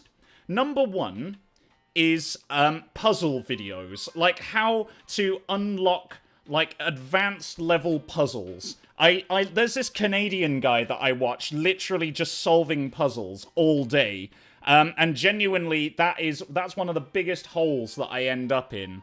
The second one that I watch a lot at the moment is a combination of Vsauce and Veritasium. And I just end up watching both of their things because I end up like... I don't know, I end up learning stuff that I don't necessarily need to know, but at the same time I love it, and I kind of want to know more, so I listen more, and then I'm like, oh, that's really interesting, and then before long I've learnt something about, like, thermodynamics, and I have no idea how I'm going to apply this to my everyday life. What's the... Oh, hold on, I've forgotten now. So there's the puzzle boxes thing, there's the science stuff... and Markiplier. Like, genuinely, I watch a lot of Markiplier videos. I'm not sure why. I'm a big fan of Markipliers. And actually, some of the stuff that I do is in part, modelled on some of the stuff that he does, I guess, in a minor way. You just flashed me back to my thermodynamics BI 322 module. Oh dear. I'm so sorry, Aquatic Flames. I'm so sorry. I'm glad to see all of you guys, though. You guys all watch this science stuff, too. Vsauce is great. Genuinely, I love Vsauce. I don't know how he does what he does. He did a TED Talk the other day, Michael. He did a TED Talk, I say the other day, it was a couple of years ago. But I watched his TED Talk, and honestly, it was so good. Art restoration videos, 100%. Do I watch Annus Unus? No, Unus Annus, sorry. No, I haven't watched any yet. I need to, but I haven't watched any yet. I want to, as I say. It's just that when I choose things that I want to watch, or when I'm choosing things to binge, I find myself becoming very conscious of time, which is a really weird thing. Korean food videos, yes. Unasanas is great, to be fair. Oh, do you watch it, Frankie?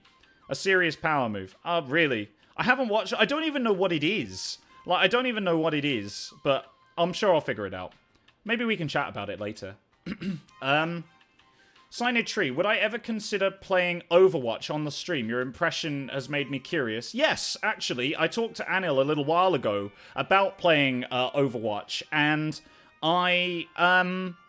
yeah, I'd love to play some Overwatch on here. I think the main concern that we have is the community can be quite toxic towards women, and I didn't really know, we didn't really know if that was something that we necessarily wanted to broach on RQ streams. I know that Blizzard are doing a lot of work, well, Blizzard Activision are doing a lot of work to try and, like, get through that and get over that, but at the same time, like, it's difficult, man. Like, even when we were playing Cultist Simulator, we had a big talk about whether or not that was something that we wanted to bring to our channel because of the developer and because of the hot water that they got into and all this sort of stuff.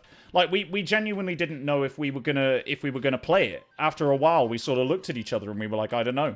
But I would love to play Overwatch. Just know if we do play Overwatch, it's with the caveat that sometimes the Overwatch community can be very toxic.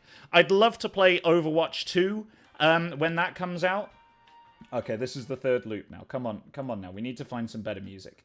How about this? That's the one.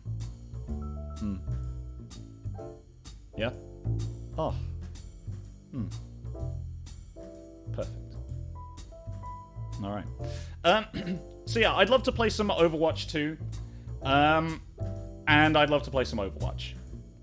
So yes, absolutely. Absolutely, it's on the list. Anil, as long as you're okay with that, I would love to play some Overwatch.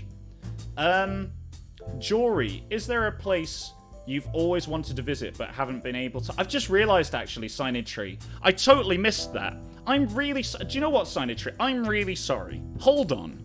Can we just wind that back a little bit? Just wind that back a little bit. Brace yourself. Would you ever consider playing Overwatch on your stream? Your Tracer impressions made me curious. There you go, that's just for you. Oh boy. Jory, is there any place you've always wanted to visit but haven't been able to? Closes stream. Oh, I'm sorry, Frank. I'm sorry. Come back. Come on, I won't do it again. A place I've always wanted... There are so many, Jury. There are so many. Sweden... Well, all of Scandinavia. Norway, Sweden, Iceland, Finland, Brazil, Argentina, America. I've never been to America. Canada. I have shaved, Kerry. I have shaved. It's a bit ridiculous. Where else? Any of the stands. I'd like to see Russia, but not spend a lot of time there. Pakistan, Kazakhstan, Croatia, Bulgaria, Romania, most of Eastern Europe. Like, the list is huge. Australia, New Zealand. Yes, Australia, yeah, New Zealand.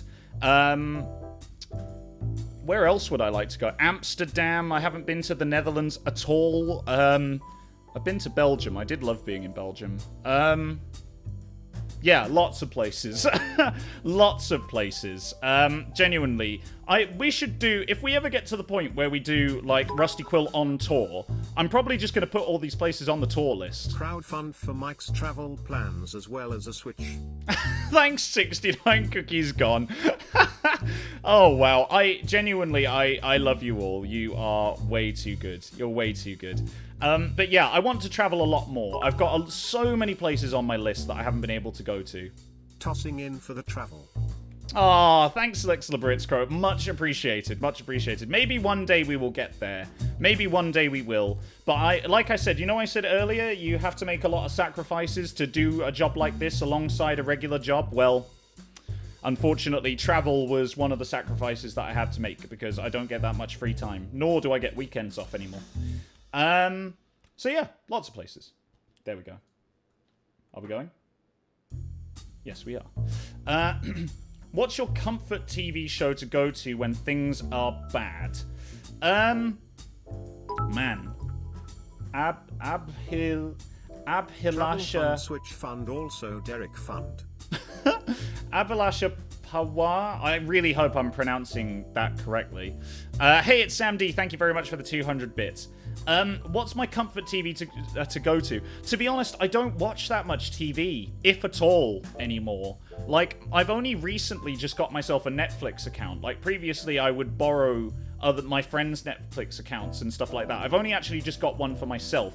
So I've only really just started, like, discovering stuff. Like, I've heard lots of stuff is good to binge watch, but mostly I go to YouTube. Mostly I just spend all of my time on YouTube. That's pretty much it. A valiant attempt. Okay, I'm sorry. I will try harder. I'll try harder. But yeah, like at the moment I'm watching The Good Place. I don't know if that helps. I do occasionally like dabble in like bits and pieces. Like I recently picked up Black Books again. Actually, Black Books is a British sitcom. I would highly recommend it. It came out in like, wait, just a second. I just smashed my microphone. Wait. Oh no, I thought it came out in 1996. No, it came out in 2000. Oh man. I got so hyped then.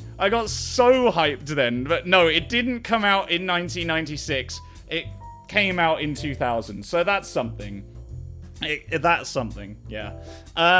What else? That's kind of it really for the moment. Like, I want to get into TV a little bit more. I dated myself. I know. But, like, that's fine. Like I said earlier in another stream, I'm a kid of the 90s. Come on, deal with it. Brooklyn Nine-Nine is a very good shout. That used to be my TV show of choice. I love Andy Samberg, and his brain is incredible. 9-9, am I right? But yeah, Brooklyn Nine-Nine, yes, definitely was one of my favorite ones. But like I say, now I just binge YouTube. What did I used to watch? I used to watch Gossip Girl a long time ago. I used to watch Gossip Girl and stuff like that. I've been told to watch Always Sunny in Philadelphia, but I haven't actually managed to get round to it yet. All this sort of stuff. Oh, actually, I used to watch, oh my god, what's it called? It's a British cop drama about, watch Leverage. Alright, fine, I'll see if I can. What's it called? It's got that guy in it, you know, the guy with the face, and he does the things. He's got, like, features. It's called... Oh my god, what's it called? No, it's not Nutrix. No, it's not Broadchurch either. No, it's a TV... It was produced by the BBC. And no, it's not The Thin Blue Line. That's the show that I thought it was, but then it wasn't. It's not Luther either. Oh my god, what's it called? No, it's not Silent Witness. No, it's something else. It's not Sherlock either. It's not Life on Mars, although Life on Mars was very good, actually. I did watch a lot of Life on Mars. It's not Morse, no. It's not The Bill. It's, oh my god, what's it called? British cop drama. BBC. Come on now. BBC iPlayer. No. Crime drama on the BBC iPlayer. Let's take a quick look. Line of Duty! Yes, that's what it's called. IRQ Conflict. Line of Duty, yes. I used to watch so much Line of Duty. Like, I watched seasons 1, 2, and 3 of Line of Duty. That was a big thing that I went to. It's like Googling fish that live in the ocean. I know, Candle Lantern, I know. But I thought I'd give it a try anyway. Yeah, I liked that. I liked that a lot. It got very heavy in the beginning, and then sort of like, it changed quite a lot. But yeah, that's another thing that I used to go to quite a lot. Right, okay. Back to the questions. I hope this is answering your questions, by the way. I'm trying to get through them. Your local Igor. Question. I've always wanted to tell stories. Some friends suggested we should try out an audio drama podcast situation, but I've been tasked with learning to sound edit before we try and get anything off the ground. Have you got any suggestions where to jump off with trying to learn how to edit? I'm a writer and this is not my ballpark. Well, your local Igor, again, I will say that I am not an expert. Like, the way that I did it is probably quite unusual for the way that I got into editing, but essentially I ended up watching YouTube videos of how to video edit. And I learned how to audio edit through learning how to edit for YouTube. But, like, a good jumping off point, I would say, is learn how to compress audio, learn how to normalize audio, and then take it from there. Like, I would YouTube it. That's what I did. Learn those two things, and then just try your own things. YouTube offers lots and lots of tutorials. The thing is, with YouTube tutorials, though, you can go into the weeds a little bit. That's where I would start. Start very simple. Learn the basics, and then teach yourself how to build up from there. Yeah, I know, chat. You can see why I ended up in YouTube, can't you? I literally just spent all of my time on YouTube. Right, next song. This one? Perfect. Oh, this is the vibe. Oh, this is definitely the vibe. So yeah, there you go. That's what I would start with. Start there, learn how to do those basic things, and then honestly, I call them basic, but they're the fundamentals. They are your bread and butter of audio editing, and then work your way onwards from there. Also, noise removal and noise cancellation. That's another thing I'd throw in there. Very, very important and very useful. Aquatic Flames. Question. Mike, have you ever had proper Italian pistachio ice cream? Nothing compares. I've had Italian gelato. Gelato? I don't know. I've had that, and I've had that in pistachio. Like, that was delicious.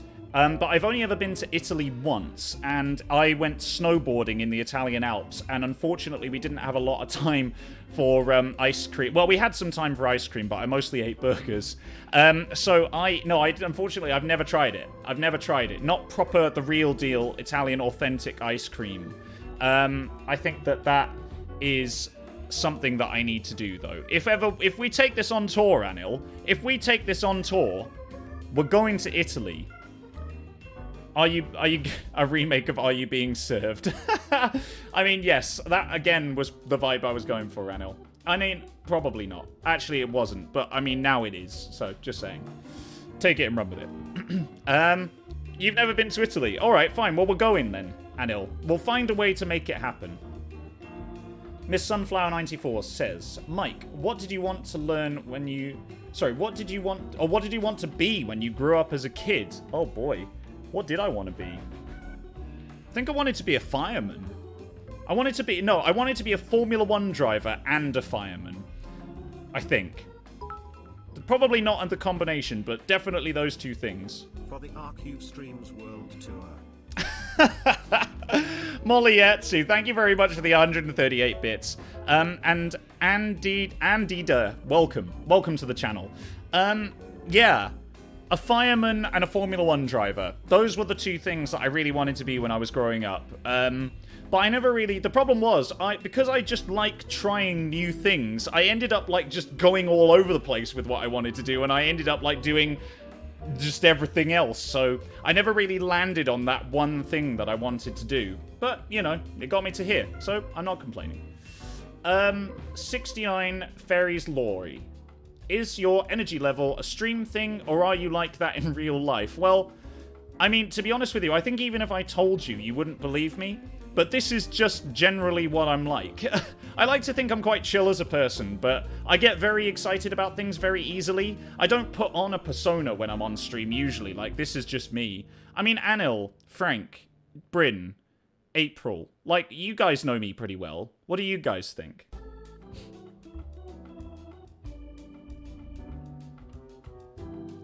You believe me? Okay, well, that's fine. As long as you guys believe it. There you go. Frank says he's like this all the time. No, he's like this when he's off camera as well. This is just me. There you go. So yes, in answer to your question, this is literally just me. Saz says, moved around a lot. Did you move cities or countries? Where have you lived growing up? Oh boy, how long have you got? So I never moved countries. That's like my next big endeavor. I've never actually moved countries. It's something that I'm interested in doing, and it's something that I want to do. But I haven't actually got to the point where I can do it yet. So I've lived all over the UK. I mean, at the moment I live in London, but I've lived in multiple different counties in the UK.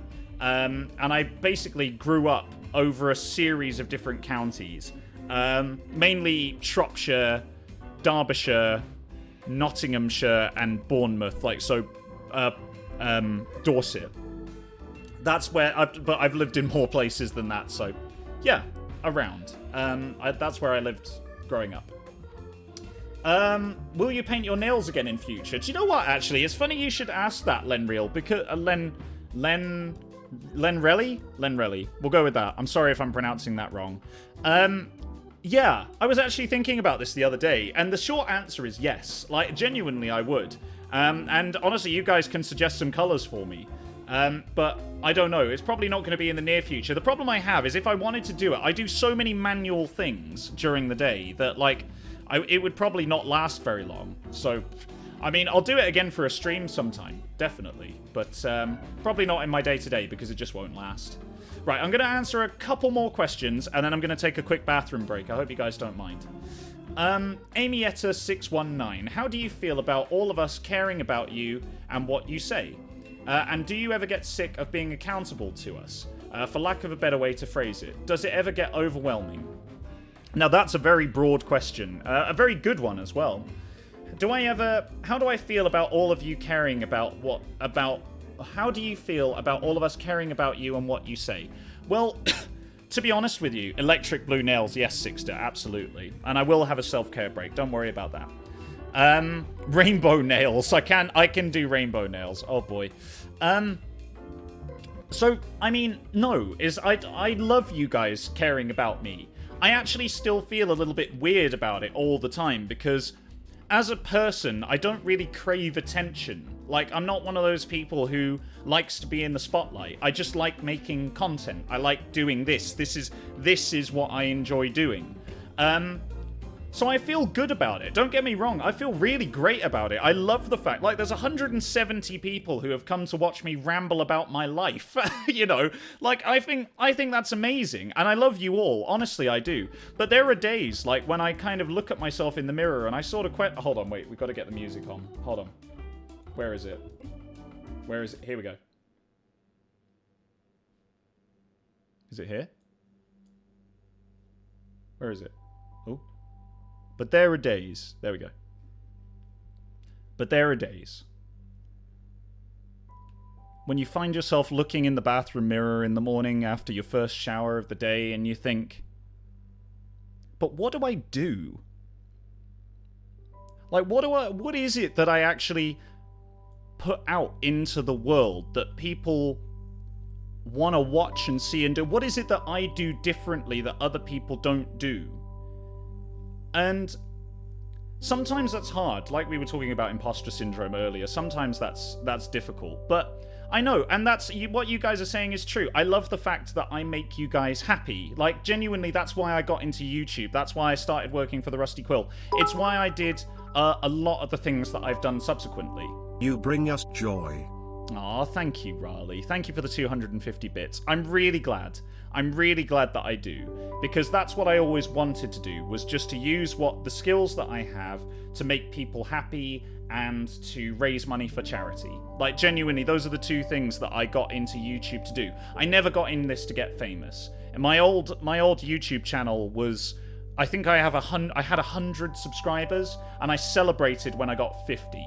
Like, I never really did this for whatever happened next. But I love the fact that I bring you guys enough joy that you've come together as a community and joined us here on RQ Streams. And I'm going to continue making this content.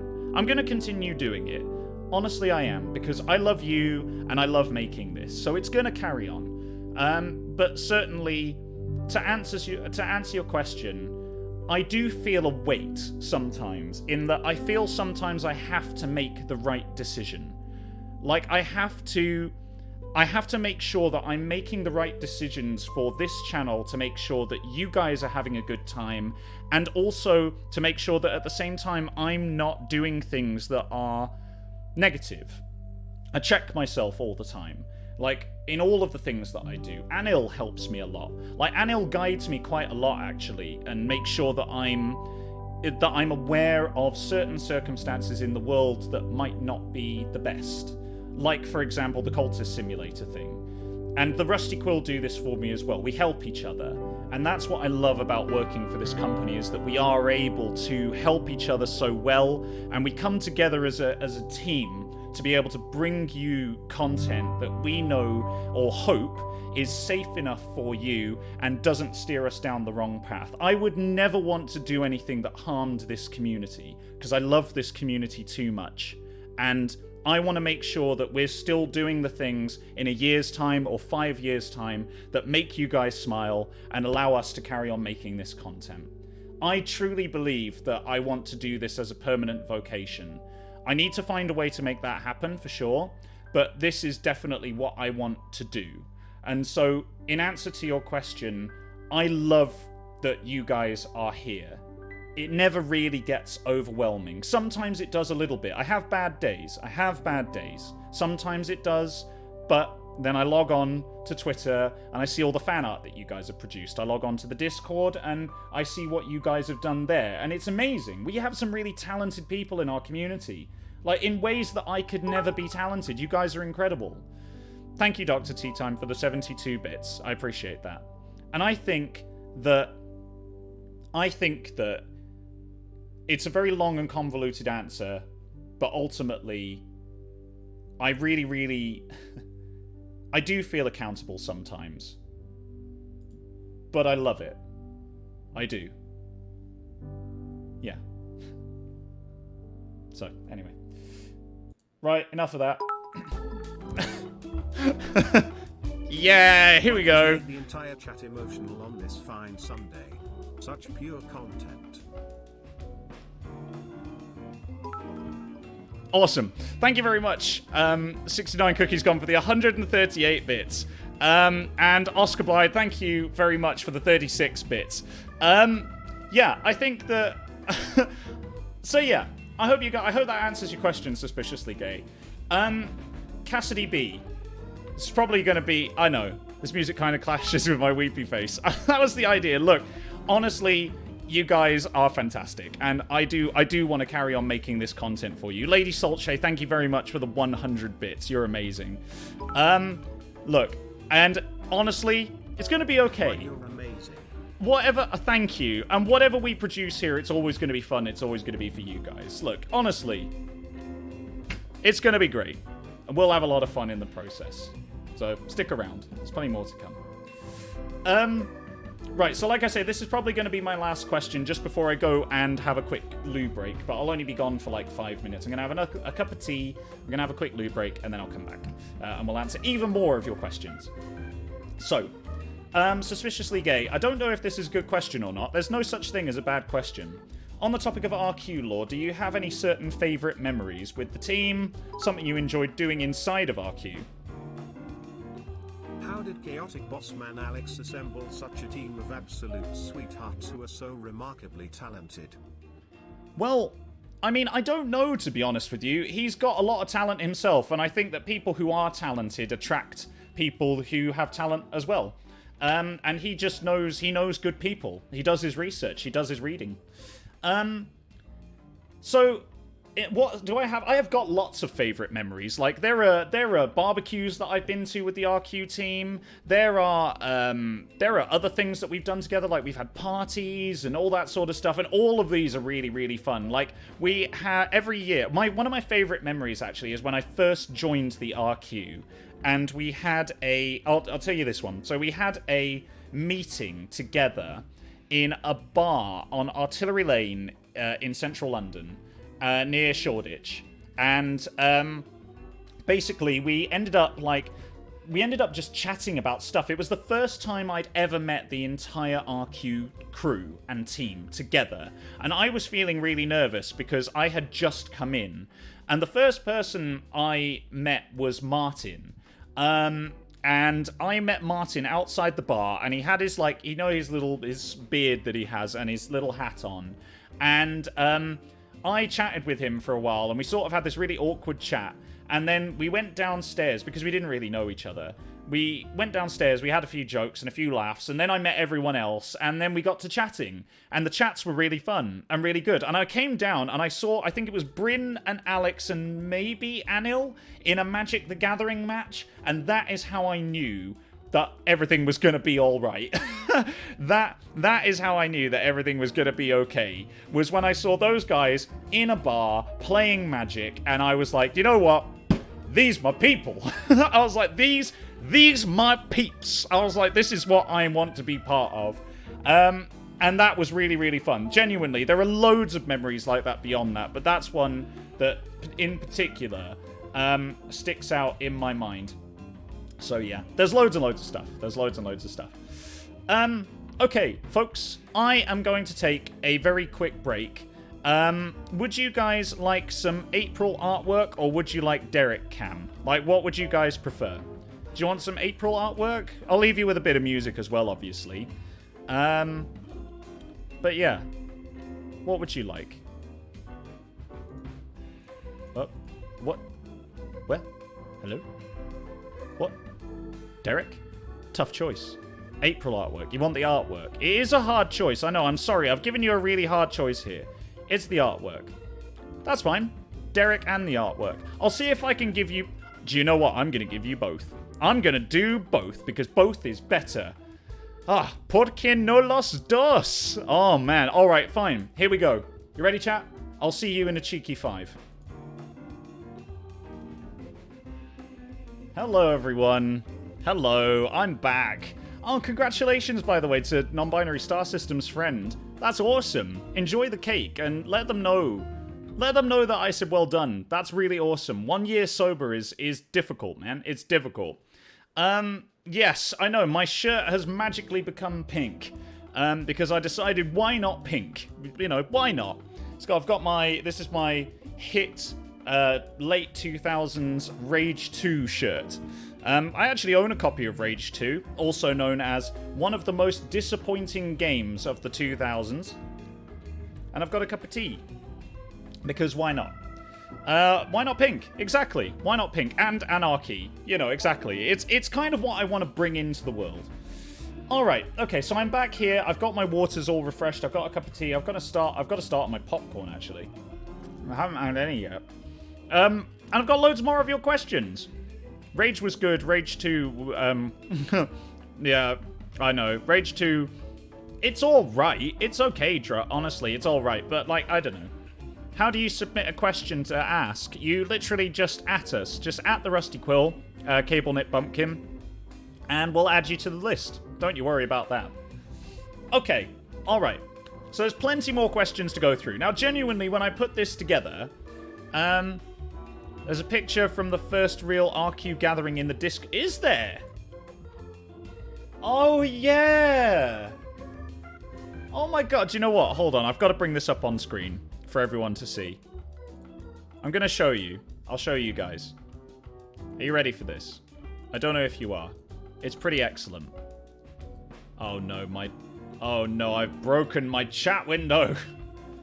Oh, no. Okay.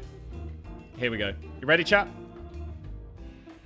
Here it is. Here it is. I'm not sure if you can see this very well. This is live footage from our Discord. But that's... Who have we got here? That's Lyd, James, Martin, Alex, Ben. That's Lottie, actually. So she used to work with us years ago. She unfortunately had to move on. But yeah, that's Lottie, who used to come work with us. There's Bryn, me. This guy here is Sam. He writes the music for stuff like the Magnus Archives. And I think he wrote the theme tune for Rusty Quill Gaming as well. I'm not sure about Stella Firma. He might have done that. But I call him Sam the Music Man. I went to Alex's stag do with him, actually. And Alex, obviously. And Martin. And this is Anil, obviously. But yeah, this is such a lovely... I forgot this even existed. Yeah, so we were in this little underground pub. And genuinely, for a while, I tried to look for this pub again, but I could never find it. And just the other week, like, I say just the other week, a few months ago now, I ended up finding it again. But yeah, that's super lovely. That's super lovely. And of course, you can find a lot more stuff like that if you want to join our community. We have a lovely community here. You can join the Rusty Quill Discord, and you can find lots and lots of cool stuff in there. For Sam the Music Man. Aw, thank you, Raleigh. Oh, man, thank you very much for the 125 bits. I'll make sure we pass them on to Sam. What should we go for? How do we feel about maybe this? Nah, that's not the vibe.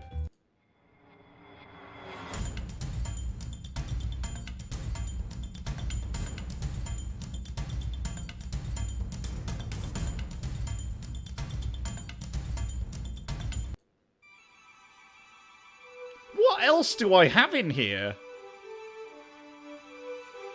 Is this the vibe? Why do I have this music? This is incredible. Nice. Wow. Why do I have this? This is like a retirement home advert. Come down to Palm Springs Annual Retirement Fair, where you can find your own retirement home just for you. Make sure that your family live in comfort this Christmas time with RQ Comfort Care. Thank you, Wonder Woman, for the 79 bits. We know you'll be happy here. Wander through our vast forestry. Hang out by the beach. Why not have a game of crib while you're sipping on a cup of tea?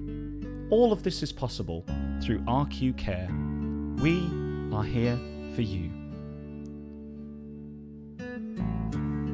No, that's not what I want. That's not it. Still no. I mean, maybe this, actually. Maybe this. This is something I've used on a few different videos, actually, chat. Yeah, this is the Casper music, I know.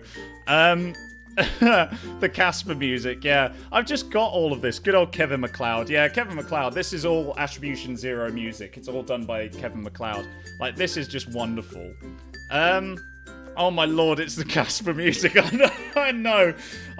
No, it's not the same Kevin MacLeod as from Grand Designs, unfortunately. This is a different Kevin MacLeod, but is this what we're feeling, chat? Are we enjoying this? Oh, EA Podcast is here. Hello, Marguerite. Hello, Alistair. It's good to have you guys here too. Two vibes, too furious. Nice. Right, okay. Let's take a quick look at your questions. I feel like I'm on some kind of arts show.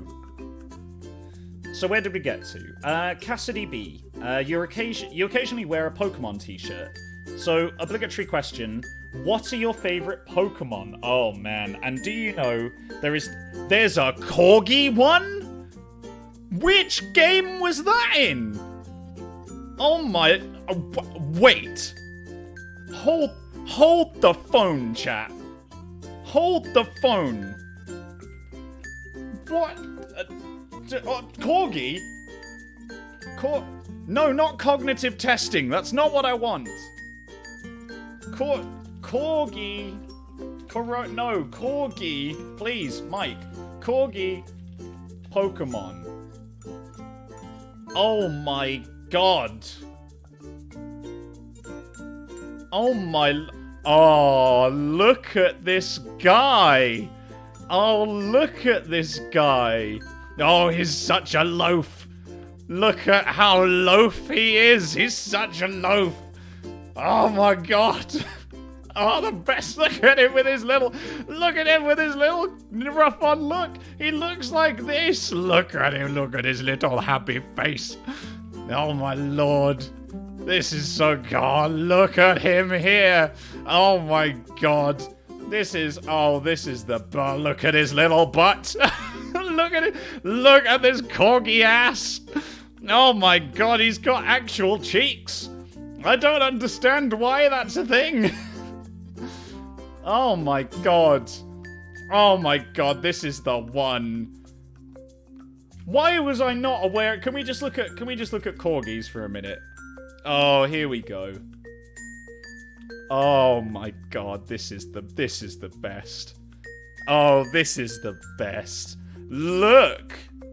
This is a bit like paint me like one of your French girls, but oh, look, oh my god, look at the size of his ears. Oh my god, look at his ears. Oh my lord, look at his little face. Oh my god. Oh god.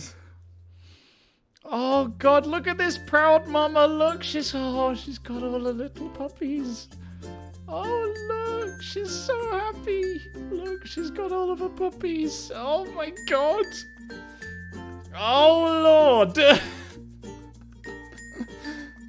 Oh wow. Look at them all. Look. Oh, look at this boy. Oh my god, look at this boy. I do not know what I did to deserve Mike looking at corgis, but I am so glad I did it. Excellent thank you very much for the 100 bits. I don't know how we got here, but you know what? I'm so glad that we did.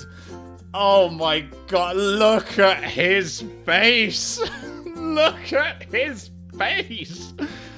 Oh my god, this is the best. Why didn't I do this before? Why didn't I do this before? This is the perfect music to look at corgis to. It really is. I don't know how we married these two up, but I'm so glad we did. Mielbit, thank you very much for the 100 bits. Corgi stream now. Corgi stream. Oh yeah, oh man, this is the corgi stream. Can I show you something actually? I think I've showed you this before, but have you ever looked up corgi crosses? Like, corgi crosses just look like corgis that are wearing another dog's clothes. Time, please. Oh, Morlietsu, thank you very much for the 138 bits. Look, don't worry, but there's going to be plenty more corgi time. Corgi cross. I've got to show you this. I've got a corgi cross German Shepherd. Oh. For a full stream of Mike looking at cute animal photos. We can do it, guys. We can do it. For some reason, the brightness on my camera is like way up. Oh, I don't care anymore. Shell Smiles, thank you very much for the 100 bits. Right, I love German Shepherds, right? I love German. I've got to show you this. German Shepherd, Corgi. Corgi/Husky cross is my favorite. Oh my god, look at that, how happy he is. Look at the size of them. Oh my god, it's so good. Hey, it's Sam D. Thank you very much for the 200 bits. Oh my god. Look at how happy he is. Look, I agree with you, by the way, Sam. Let's look at the Husky next. Are you ready? Are you ready for this chat? I don't know if you are. Right, here we go. Let's have a look for the Husky Corgi. Oh my god, look at how tiny it is. Oh my god, this is the best. Oh, this is the best. This is exactly what I wanted. Oh my god, I want more of these. Look at the little puppy. Oh my god, look at how small and cute he is. Oh my god. I might explode. Oh my god, look at his tiny look at his little poopy snoot. Oh my god. Oh god. In fact, I'll tell you what, right? Can we just bear with me? Just bear with me. Here's the Leon Burger Corgi mix. Where is he? Oh, I don't know if there is one, chat. Is this one? I don't know. Oh, look. Oh, look, he's just a little one with his little snoot as well. Oh my god. Can we just take a pause just to look at more corgi crossbreeds? Can we just... I hope you guys don't mind. I'm just gonna take a quick corgi break. Oh, look at the floof. Look at the floof on this boy. Oh my god, look at his face. Look at his face. Oh my god. Oh lord, it's a Jack Russell Corgi cross. Oh, maybe it's not. Maybe it's a Border Terrier. Oh no, it can't. Oh my god, his face is so good. His face is so good. Oh god. Oh my god, look. Oh my god. Look at this guy. Oh, his face is so good. Oh, wait. Oh, chat. I've just seen. Look at this. Oh my god, it's so fluffy. Oh, it's so fluffy, I could die. Look at his little happy face on out of the floof. Oh my lord, I want to hug him and take him home. Oh my god. Oh my god. This has made me happy. This has made me endlessly happy. Oh god. This was a good idea, chap. Oh, look at his little face. He's all smiley because he knows that he's a very floof and he just wants some floofing. Oh my god. Oh god. I'd like you to know my cat keeps bumping her head against the phone. I think she enjoys your talking about cute things voice. I'm glad, hey, it's Sam D. Thank you very much for the 100 bits. Oh my god. Oh no. Oh no, you didn't. Oh look, he's so attentive. He's so attentive with his little face. Oh my god, he's got his little legs all crossed over here because he's a good boy and he likes to sit to the side. Oh my god, this is the best. Someone just posted their corgi in the Discord. Oh, thank you very much, 69. Oh. Oh my god. Look at it. Oh, Lord. Can I... Look. Look. Look at his ears.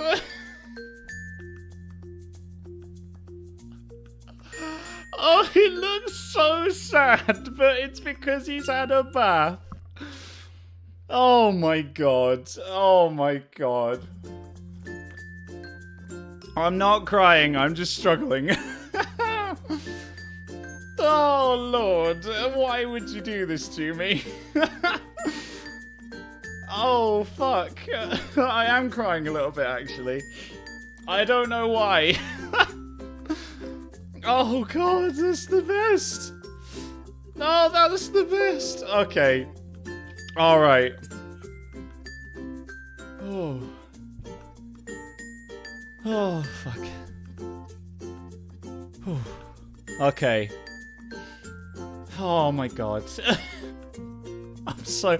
I'm so full of feels. This is ridiculous. So to answer the question, what was the question? I can't even remember. What are your favorite Pokemon? What are your favorite Pokemon? Oh, okay. Do you know what?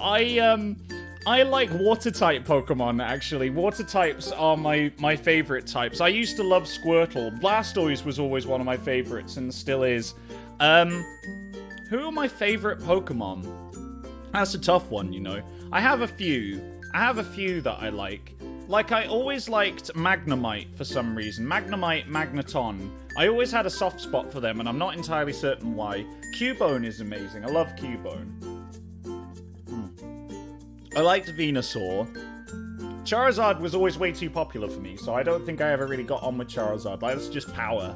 And I don't know if I'm down for that. I am a bit of a Gen 1 stan, I have to be honest with you. Let's have a look.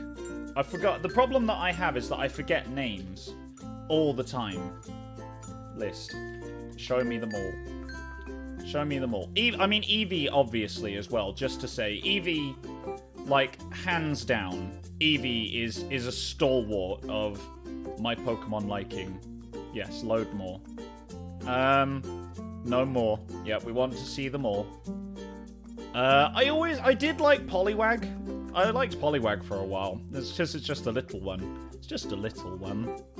I also, in Gen 1, I really liked, I really liked Cloyster as well. Like, I always used to main Cloyster in all of the parties that I threw together. And I'm not really sure why, because, like, Cloyster's abilities are really good.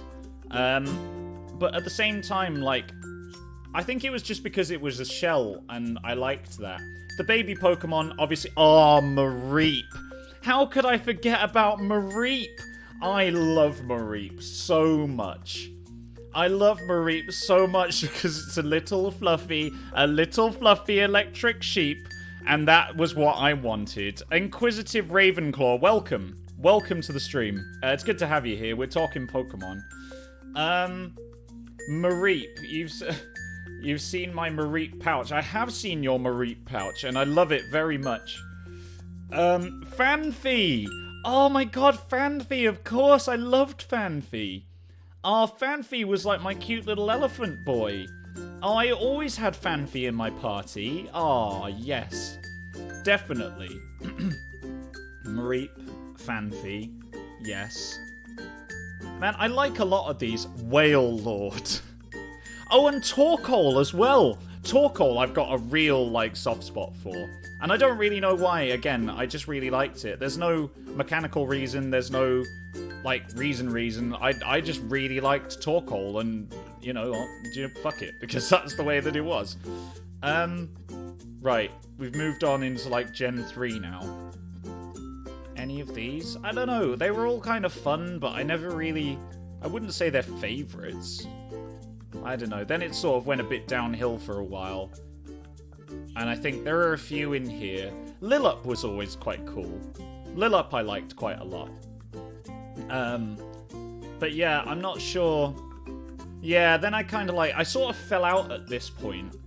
Oh, and Hoppip. Hoppip, Skiploom, and Jumplepuff. I loved them because they were just pointless, and but they had a lot of fun. Like, there was no real benefit to having them in your party, but I loved them anyway. Like, they did a lot of, like, DOT damage, and I thought... damage over time. And I thought that, like... I thought that was the way that I wanted to go, and then I just loved having them in my party, and then before long, like, they were always there. Hoppip, Skiploom, Jumplepuff, 100%. 100% of the time, for 100% of the people. I mean, I could go through this list, but honestly, that's about as far as I got. So there's some top ones for you. I hope that answers your question. Hoppip used to be my favourite because they're pink and cute. Well, yeah, see, that's a valid reason, Rocket Blue Tulip. I used to like them because they were just happy. Like, I used to like the noise that they make. Do you remember the noise? Hoppip! That one. I loved that. Every time you brought Hoppip out, it just made the happiest noise. And so yeah, like that was my top few, at least anyway. Who cares about the damage? They're cute. I agree with you, Shalan. I agree with you. What kind of character would you like to play in Stellar Firma, given the chance? Oh, wow.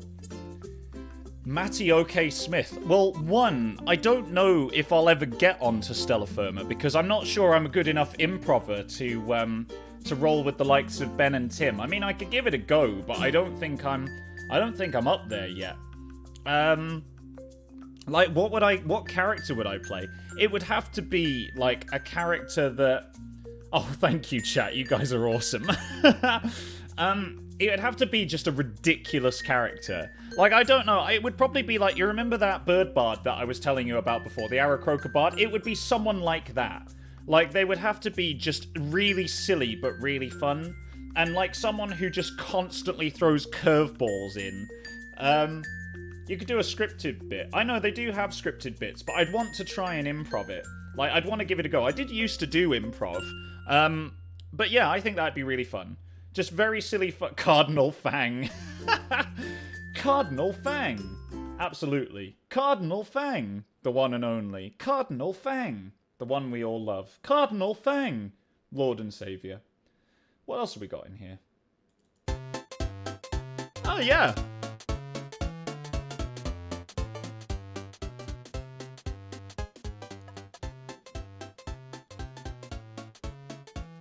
Come on, chat.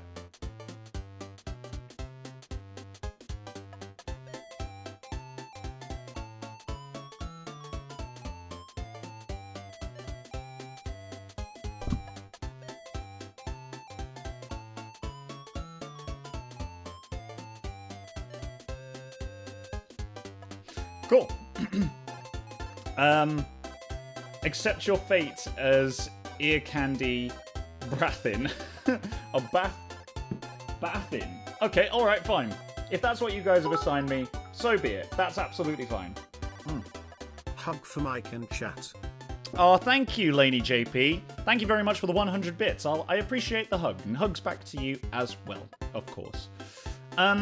So yeah, I hope that answers your question. That's the kind of character I'd want to play. Lord Muggins says, what's something you would tell the younger you who's just starting out living his own life? Do you know what? Actually, again, it's funny you should ask that, because that's one of the questions that I often ask myself, weirdly. That's one of the questions that I often ask myself. And genuinely, do you know what I would say? If I had the opportunity to go back in time and, like, tell my younger self, like, I think I'd probably want to go back and tell...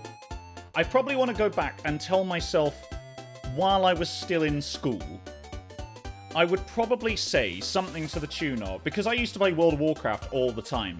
And at one point, I actually got invited to be part of a YouTube video. Like, they used to make, like, loads of dance videos on YouTube about World of Warcraft. And you'd have, like, loads of scenes of different characters dancing. And I got invited to be in that. And I turned it down because my friends told me it was lame and that I shouldn't do it.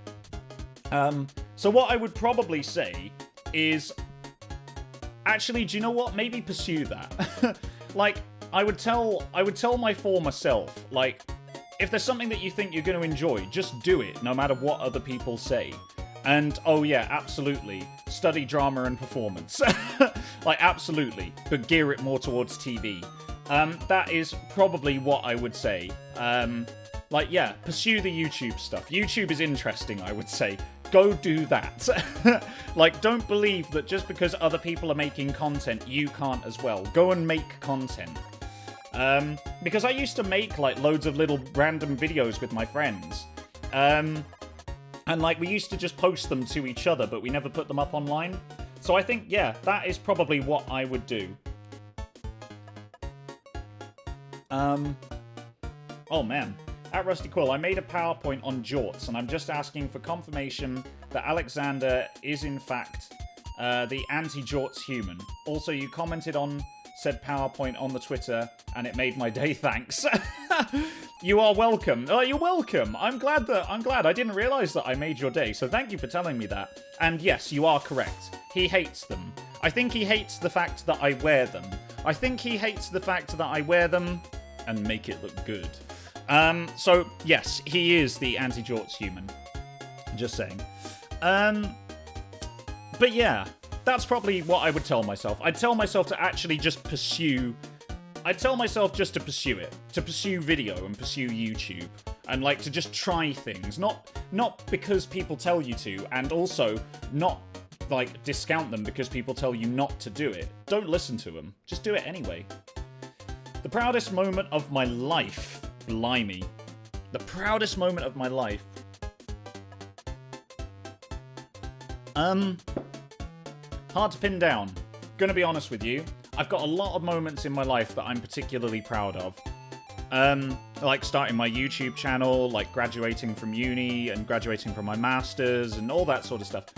I think, though, one of the things that I would probably say I'm most proud of is, first of all, for starting my own YouTube channel. I think I'm really, really proud of the fact that I started. Like, that was the hardest step for me on this whole journey, was making one video, the first one. It's always the hardest, and I'm super proud that I did it. The second thing that I'm proudest of would probably be my sister's graduation. Like, she's working really, really hard to get into theatre, and I'm so proud of her, like, so ridiculously proud of her. And I got to go and see her on her graduation day, and I remember thinking, like, oh my god, my sister's grown up. Do you know what I mean? Like, it was such a day. It was such a day, and honestly, I am ridiculously proud of her. I don't think she's watching this right now, so I can say that. But yeah, those are two of the proudest moments of my life, I would say. Oh, sleep well. Thanks for joining. Good to see you here. Who else is... A few people have gone now. Well, if you've gone to go have sleep, then go enjoy your sleep. Jewel Knight, welcome. Welcome to the channel. One person goes to bed, another person joins. It's good to have you here. Oh, boy. Right then. So I hope that answers the question, 69 Fairies Law. Zalia Chimera, if you could voice any video game character... Oh, man. If I could voice any video game character... Oh, that's really hard. If I could voice any video game character... I think it would probably have to be one or two people. I think it would have to be either... I'd love to be Sam Fisher or Agent 47. So either from the Splinter Cell or the Hitman series. I would love to have played one of those, but I don't think I could pull it off. Like, genuinely, I would have loved to have played one of those. Or someone from Borderlands. Like, honestly, I would love to play someone from the Borderlands, like, lineup, because Borderlands is awesome. I've actually bought Borderlands 3 the other day, and I'm looking forward to getting stuck in. But yeah, that's probably a few of the people who I'd like to voice. But to be honest with you, I've always liked the idea of voice acting for the video games industry, and I'm open to it. Like, I haven't found any opportunities to do it yet. But certainly, if it comes up, I wouldn't hesitate. Like, I think it's really cool. Who else have we got here? So Zalia, I hope that answers it.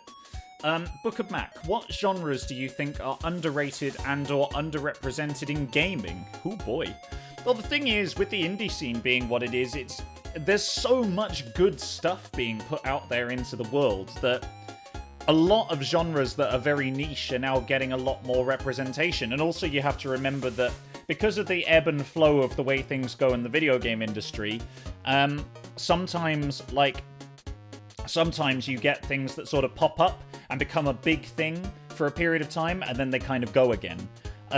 So what do I think is underrated?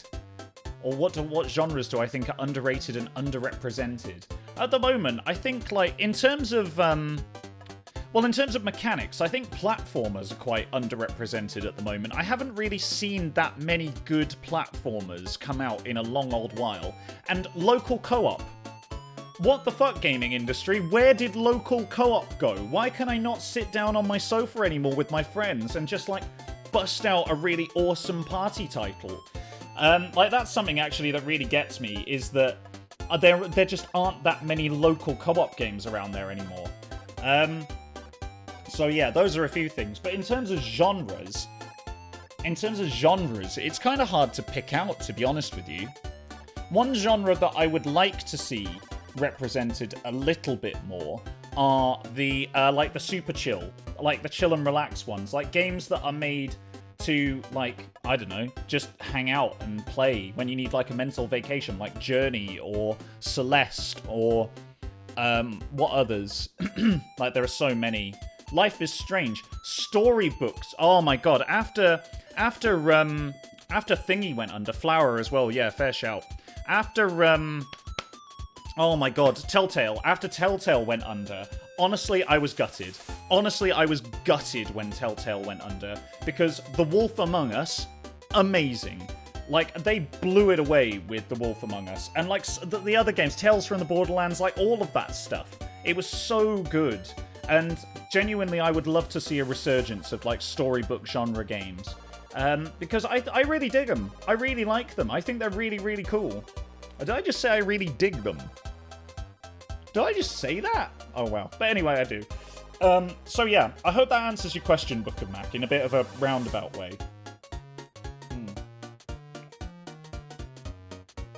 But yeah. Oh, we've started the dig train. Oh my god. Yeah, we've started the dig train. Alright, cool. Well, I've really dug a hole for myself now. Dig dug joke. What's next? Hilla Frostcat. What would be your ideal game? Or alternatively, if you could design a game, what would it be? What genre, art style, plot, etc. would you go for? That is a very, very broad question. I appreciate it. What would I do? Again, I think I'd just make like a super chill game. I'd want to make a game that I could sit down on my sofa with all of my mates and we could just play it together, like 4-person local co-op or LAN games and stuff like that. But it would be like super chill. It would be like super chill, and it would probably be a platformer or like a platformer puzzler where the puzzles weren't like the central part of the game. They were just there to kind of guide the experience. A little bit like Human Fall Flat, except obviously not like... Human Fall Flat is very esoteric. Like, I would want it to be very, like, very chill and very nice. Also, your mama's so fat. Welcome to the channel, and I'm a nonce. Welcome to the channel. It's good to have you here. Interesting choice of names. Interesting choice of names. I think that would probably be what I would build. Not necessarily a puzzler, but more of a chill platformer that you could play with your friends. Like that, genuinely, I would love that. I would love that. Anil, if that gets made, you're coming round to my house. So are you, Frank. So are you, April. We're all going to play it together. And you, Bryn. Don't think I'm forgetting about you. And anyone else. I mean, why not everyone? Why not all? Why not all? There you go, Hillafrostcat. I hope that answers your question. Oh no. Abhilasha Pawa? Pawa? Am I getting there? Am I getting close? Probably. You'll cook for me. Oh, amazing. That'd be lovely. Do you prefer sweet or savory? Easy, sweet. 100%. I mean, it depends on the thing, but mostly sweet. Yeah. So, am I getting close to this name? I don't think I'll ever know. I don't think I'll ever know. What would you rather wield? Would you rather wield Excalibur or become a wizard? Oh, wow. Become a wizard. I mean, I think I'd choose the wizard. Yeah. I mean, Excalibur you get a lot of benefits with, but mostly they revolve around Excalibur. When you're a wizard, you're a fucking wizard. Like, you can do stuff. You can turn people into sheep. You can set fire to things randomly. You can create water or food at whims. You know, you can do what you've always wanted to do on Skyrim. You know, you can go, like, base jumping off of buildings, then float gently down. You know, being a wizard is so much better, in my opinion, than wielding Excalibur.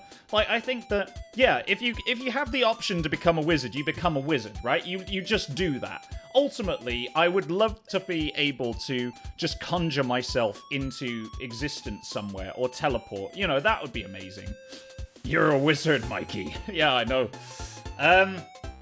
Mike becomes a wizard, turns people instantly into sheep. I mean, yes. That would probably be the first thing I did. That and make myself a cup of tea. Sage is Evil. What's your favourite museum? Oh, wow. I have a few. Obviously, they're going to be in London, because that's mostly where I have experience of music. In fact, you know what? No, my favourite museum that I've been to so far isn't in London. London has some fantastic museums, like the Natural History Museum and the V&A and loads and loads of museums. I'm not going to name them all. But my favourite museum is actually in Warsaw in Poland, and it's called Polin. I'm probably not pronouncing that right, but Polin is the Jewish museum in Warsaw, and it's incredible. I don't know if you guys have been. If you do go, I would highly recommend it. Honestly, it is fantastic. I learnt so much about Jewish history from there. Like, all the way back to present day. Like, honestly, it's unbelievable. It's unbelievable. And I would highly, highly recommend that you go. That's probably my favourite museum. Let's take a look at the music situation. Have I been to the Jewish Museum in London? I have not. I didn't know that there was one. So I'll have to find that at some point. Where are we going? With the music? Something like this? Yes! This is where we're going. This is where we're going with the music choice. Oh my lord. Okay. What are your favourite plants? And what would you name about a 1.5 meter tall cactus? Well, my favourite, obviously, one of my favourite plants is right here. Little Allotruism, as named by you on the stream. Allo has been here with me for a little while. I love succulents. Genuinely, I love these little suckers. They're awesome. He's got a little stick, and he's got his little home, and he lives with me. So, yeah, I love succulents, mostly, out of all plants.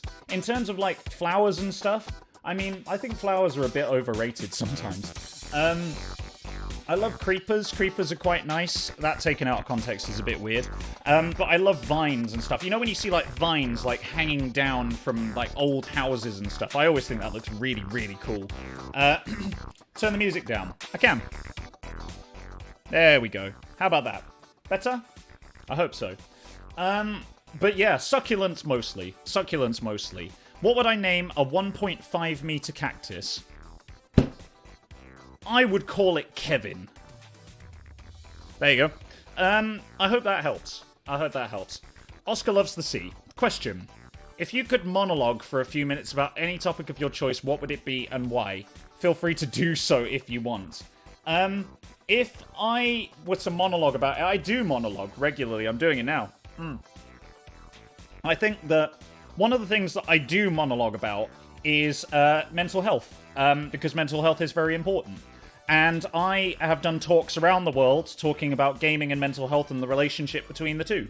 I'm not going to do it now because this probably isn't the time for it. But just know that I have strong feelings about gaming, I have strong feelings about mental health, and I would always monologue about how the two are related and positive for each other, or they can have a positive relationship with each other, as long as they're done in moderation. So yeah, I would monologue about that. And if you want to watch that, you can actually find my video on YouTube where I went to speak at Madrid Games Week about gaming and mental health. I think it's available on YouTube still. I don't know if we have the link to it, Anil. If you're able to dig that one out, I don't know. But I'll tweet about it. So that would probably be it. AJODC. YouTube people you're huge fans of. Oh boy. Where do I start?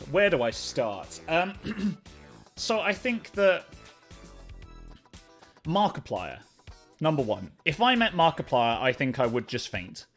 I occasionally like watching Jacksepticeye, but he's not really my vibe. He's a bit too loud. Like, I appreciate what he does, and he does really good work, but I'm not so sure.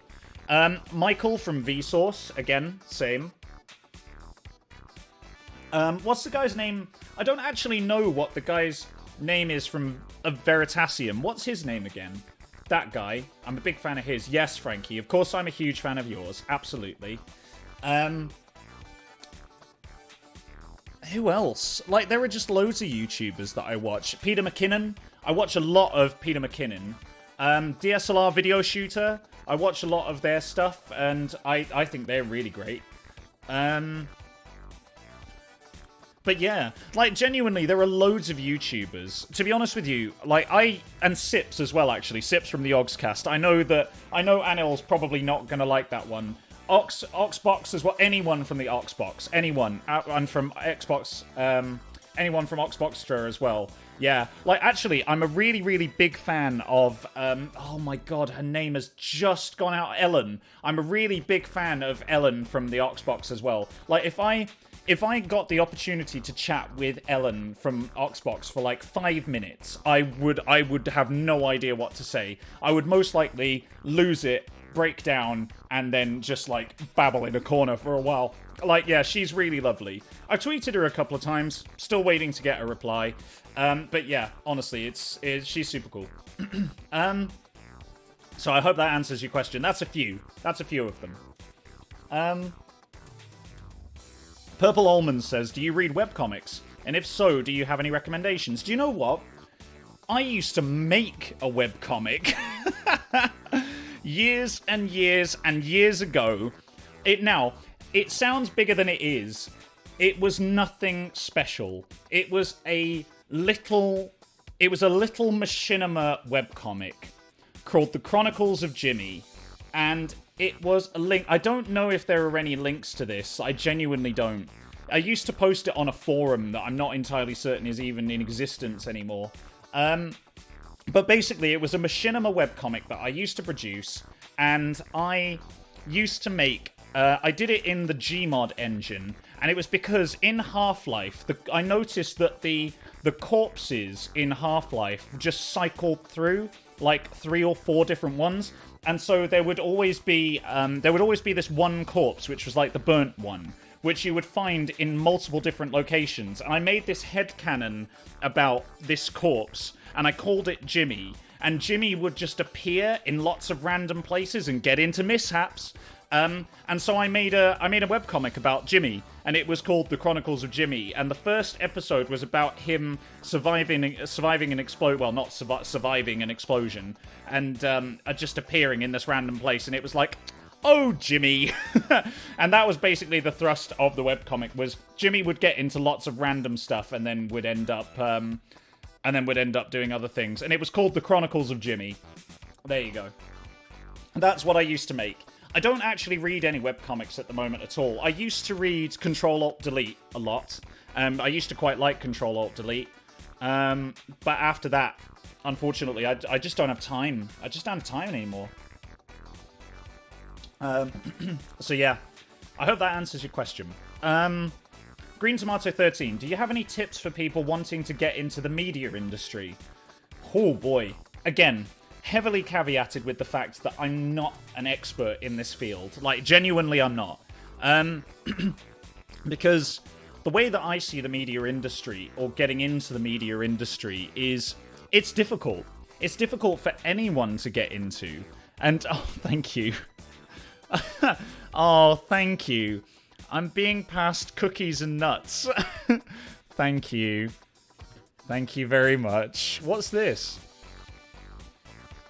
Oh, it's fruit juice. Oh, tropical fruit juice. Oh, thank you. Thank you very much. I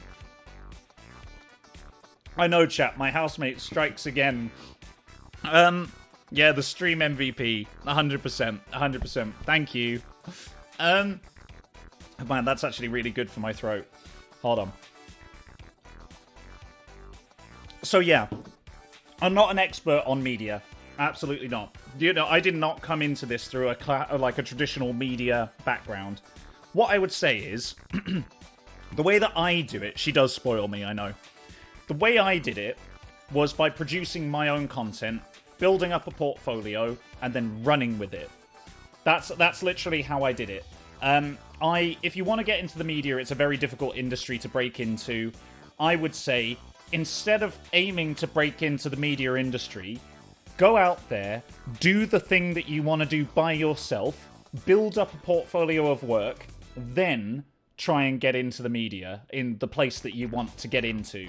That's how I did it. But like I say, I'm not an expert, so it is just advice, or it is just my opinion, more than advice, sorry.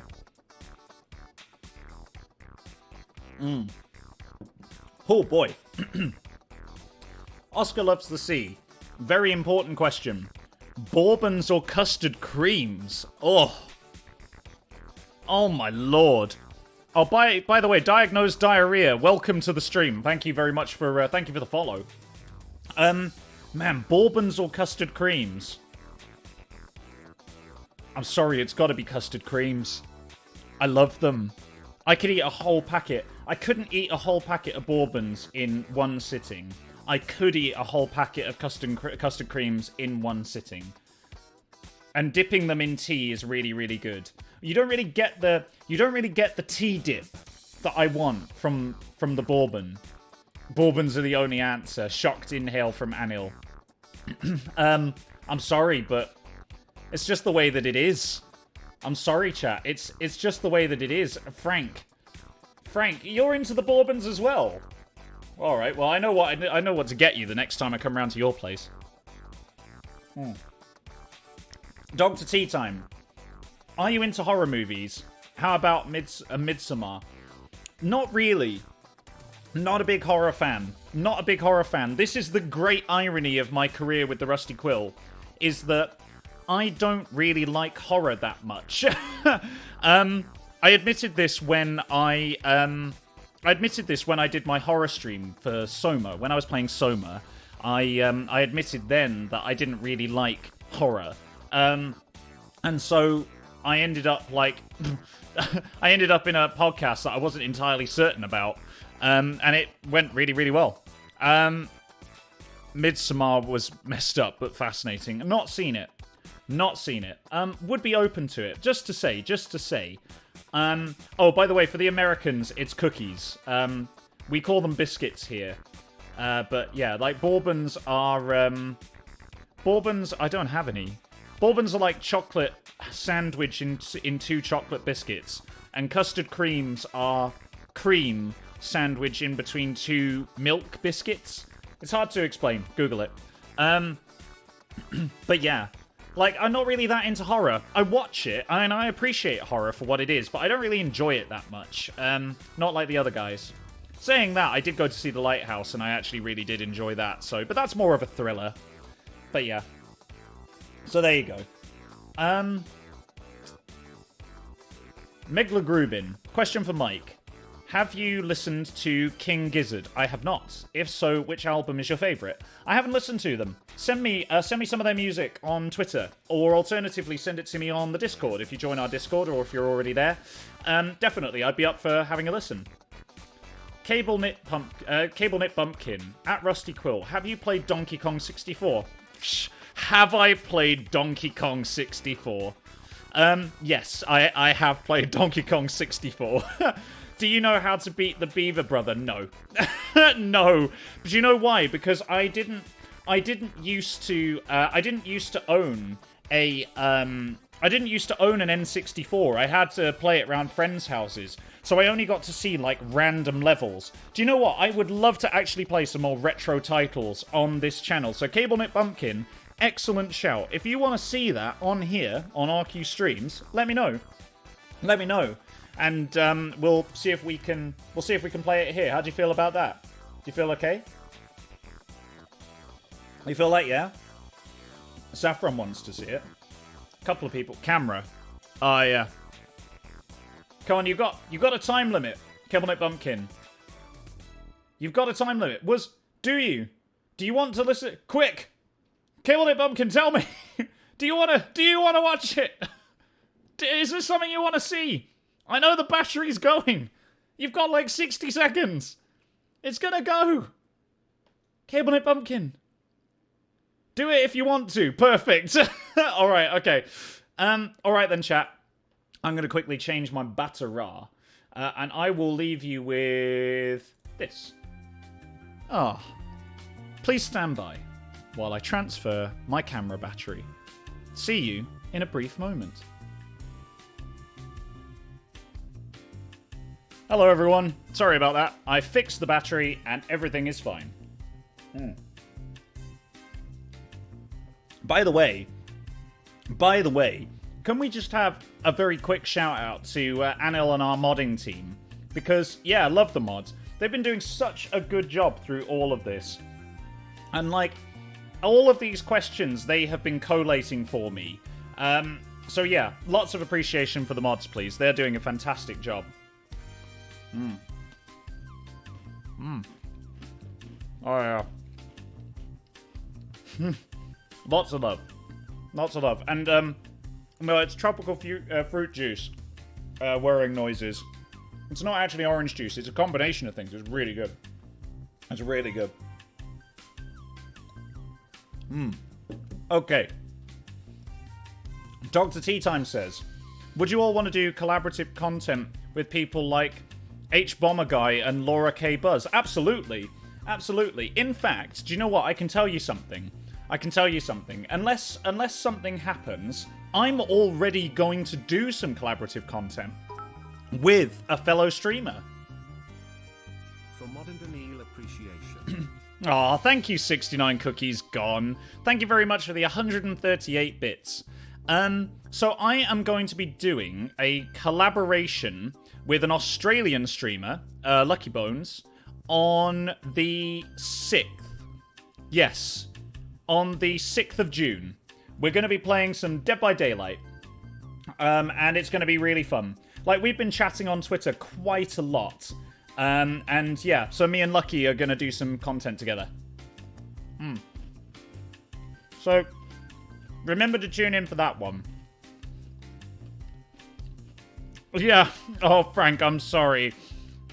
Without you this time. Yes, I'm sorry. I'm sorry. That was the only game that we share. Apart from Borderlands. But yeah. So that's going to happen. That's going to happen.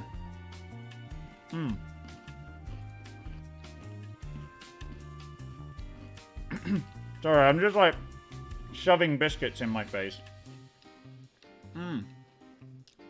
Oh boy. Wait, what's this? Oh, you actually found the link. Oh wow, you found the link to Madrid Games Week. Amazing. So, in the chat here, if you want to watch the talk I did on gaming and mental health for Madrid Games Week, you can find it there. There's a Spanish version of it as well if you speak Spanish and prefer that. So, keep an eye out. But yeah, absolutely. Would love to do some collaborative content. I'll tell you what, if you'll watch their streams, right? Or if you'll watch their content, why not drop them a bell and say, hey, I know this guy. His name's Mike, and I enjoy watching him. He's available here. Would you want to, would you want to do some stuff? And I'll do it too. We'll all do it together. And then eventually, hopefully, we'll get some kind of collaboration going on. How about that? How about that?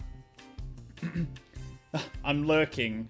Mike starts in an hour and 6 minutes into the link. Oh, yeah, that's right. Yeah, it's true. I'm not the only person on there. It was a big talk. It was really good, actually. Lots of interesting topics. And I learnt a lot. Saffron says, Mike, what even is your music library? This. Old topic now, but linked some King Gizzard music for you in the Discord if you ever check them in the stream chat. Thank you very much, Lady Saltshare. Thank you for the 100 bits. King Gizzard music for you in the Discord if you ever want to check them out. Oh, thank you very much. I'll check them out. I will check them out.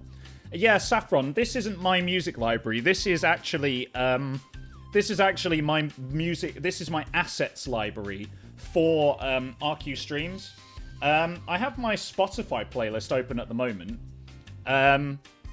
I tell you what, I can, without copyright infringement, I can play 4 seconds of some music.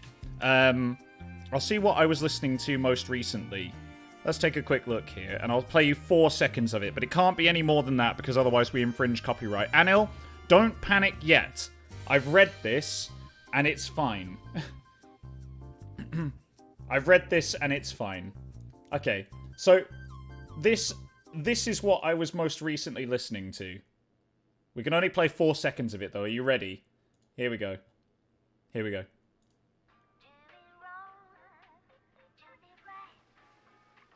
There you go. That's 4 seconds.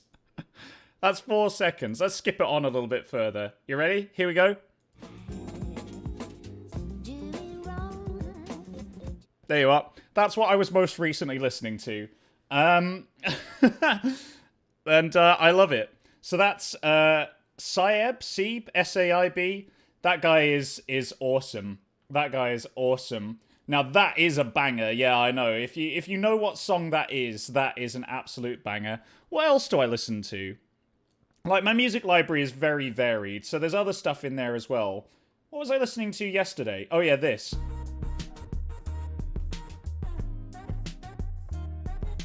Nice. So that's another banger. Another banger called Bambi by a band called Hippocampus. I will drop the playlist in the Discord. I love that. One of my favourite bands at the moment are Fickle Friends, though. Fickle Friends recently released a new song, which I haven't heard yet. But, oh my god, I'm addicted to this song. You ready? Here's the first 4 seconds. There you go. That's the first 4 seconds. Here's a middle 4 seconds.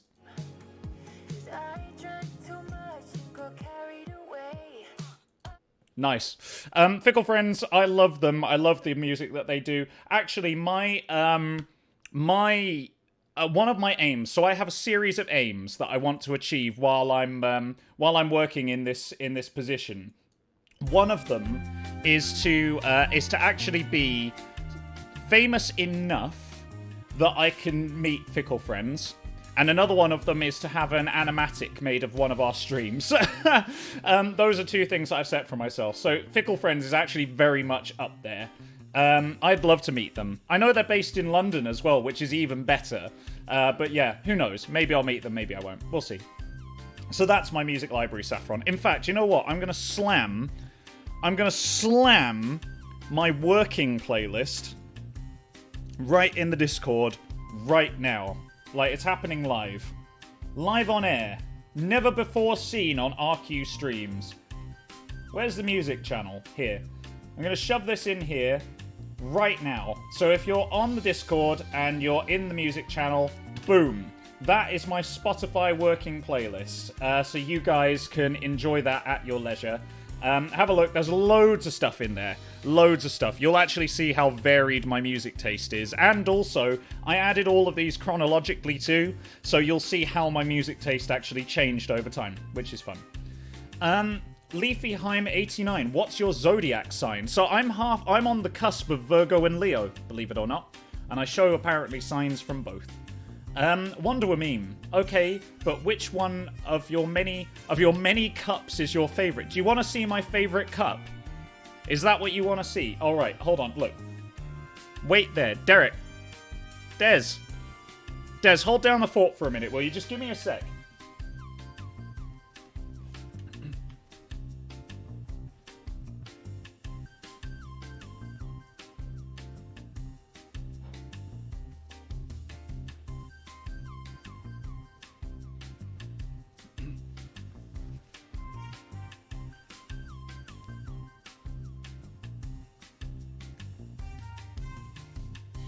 Right, you wanted to see which cup was my favourite.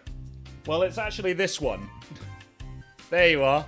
This is my favourite cup. Genuinely, I love it.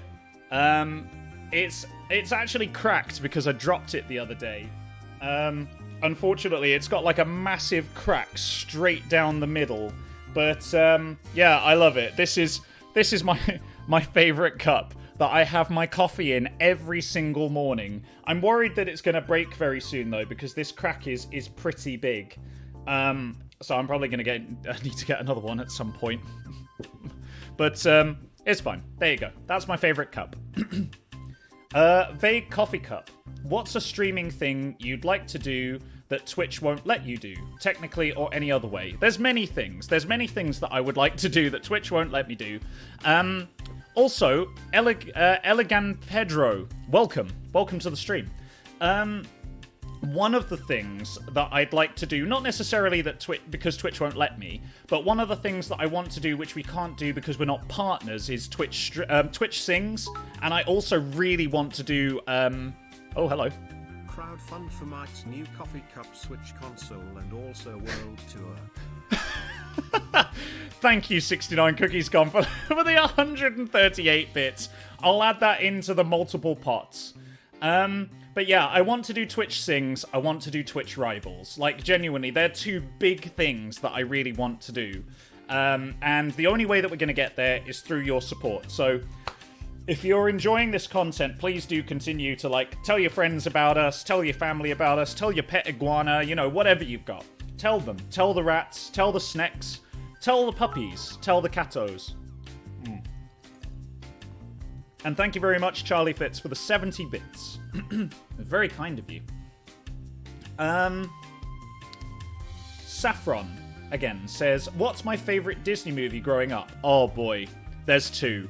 My growing up, right, because WALL-E is one of my favourites, but growing up, one of my favourite Disney films, if not my favourite Disney film that's not a Disney Pixar, is Robin Hood. Love it. Like, genuinely, when I was a kid, I wanted to be Robin Hood. Like, I wanted to be that guy who, like, you know, gets to save everyone and go on the cool adventures with all of his friends and all this sort of stuff. And I guess, in a way, I kind of... Am I that now? Am I that? I don't know. But anyway, like, that's the one that I really liked. It's either that or The Fox and the Hound.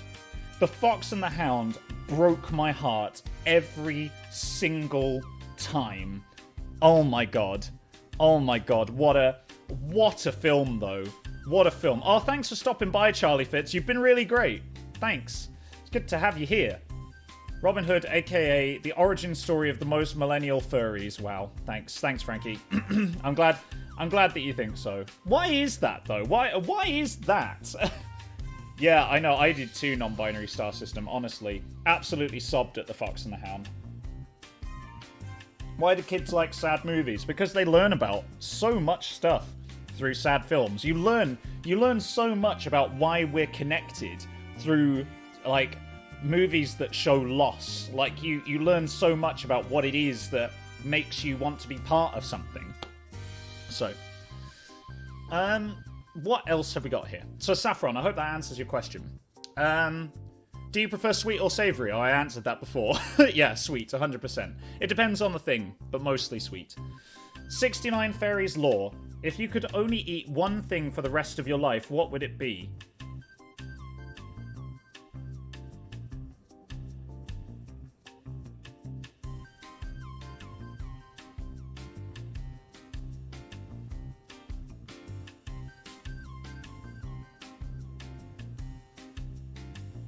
Chocolate cake.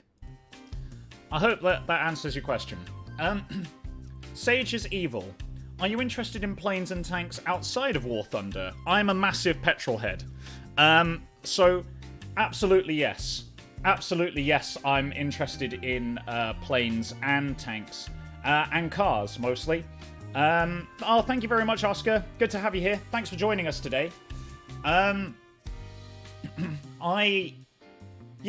I really am. I love cars. Like I said, I'm a huge petrol head, so I love all things mechanical. I love understanding how they work. I love the noises they make. Whoa, so good. That's why I like playing War Thunder so much, because I just love the mechanical noise of stuff working. It's weird, but it's me. Aquatic Flames. Do you think that there are going to be more RQ live events in the future? Well, I flippin' well hope so. Stick around and you may find out. That's all I'll say. Bree loves sunflowers. My favorite dinosaur. Oh, man. Oh, man. That's difficult. Probably a Stegosaurus. Or... what's the one with the big flappy tail that does all the pounding with the tail and it has the shell? Dinosaur. With... flappy tail that hits things. Ankylosaurus. Yeah, that's the one. Yeah, the Ankylosaurus. Thanks, Anil. Yeah, that's absolutely it. Bowser. Bowser only had a tiny tail. Bowser had a little tiny tail. Not like an Ankylosaurus. Ankylosaurus is a big old flappy tail. But yeah, that's probably my favorite dinosaur. Spike from The Land Before Time, valid, yeah. Yeah, fair point. Man, speaking of films that made you bawl as a kid, oh my lord, The Land Before Time. My mum banned me from watching The Land Before Time because I used to cry so much. Oh my god. If you don't know what this film is, or you've never seen it, you need to watch it. Like, yeah, we don't talk about that. Yeah, absolutely. Talk about films that make you bawl. Jeez Louise. Like, honestly, that was the one. Woof. Dr. Tea Time. What's your take on salty licorice? Clearly the best candy, right?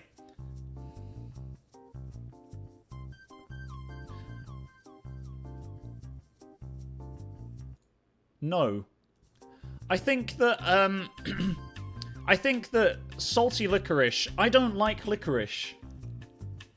And I know that that's going to split the room as well. But no. No, I don't, no. I don't. No. No. I don't think so.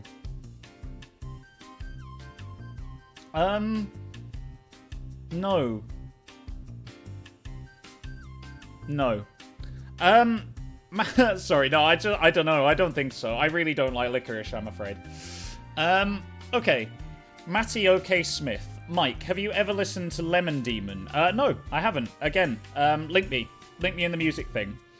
Nerdy Ginger and Proud. I don't know if anyone's already asked this, but what did you do your dissertation about? I'm writing mine at the moment. It's due this Friday.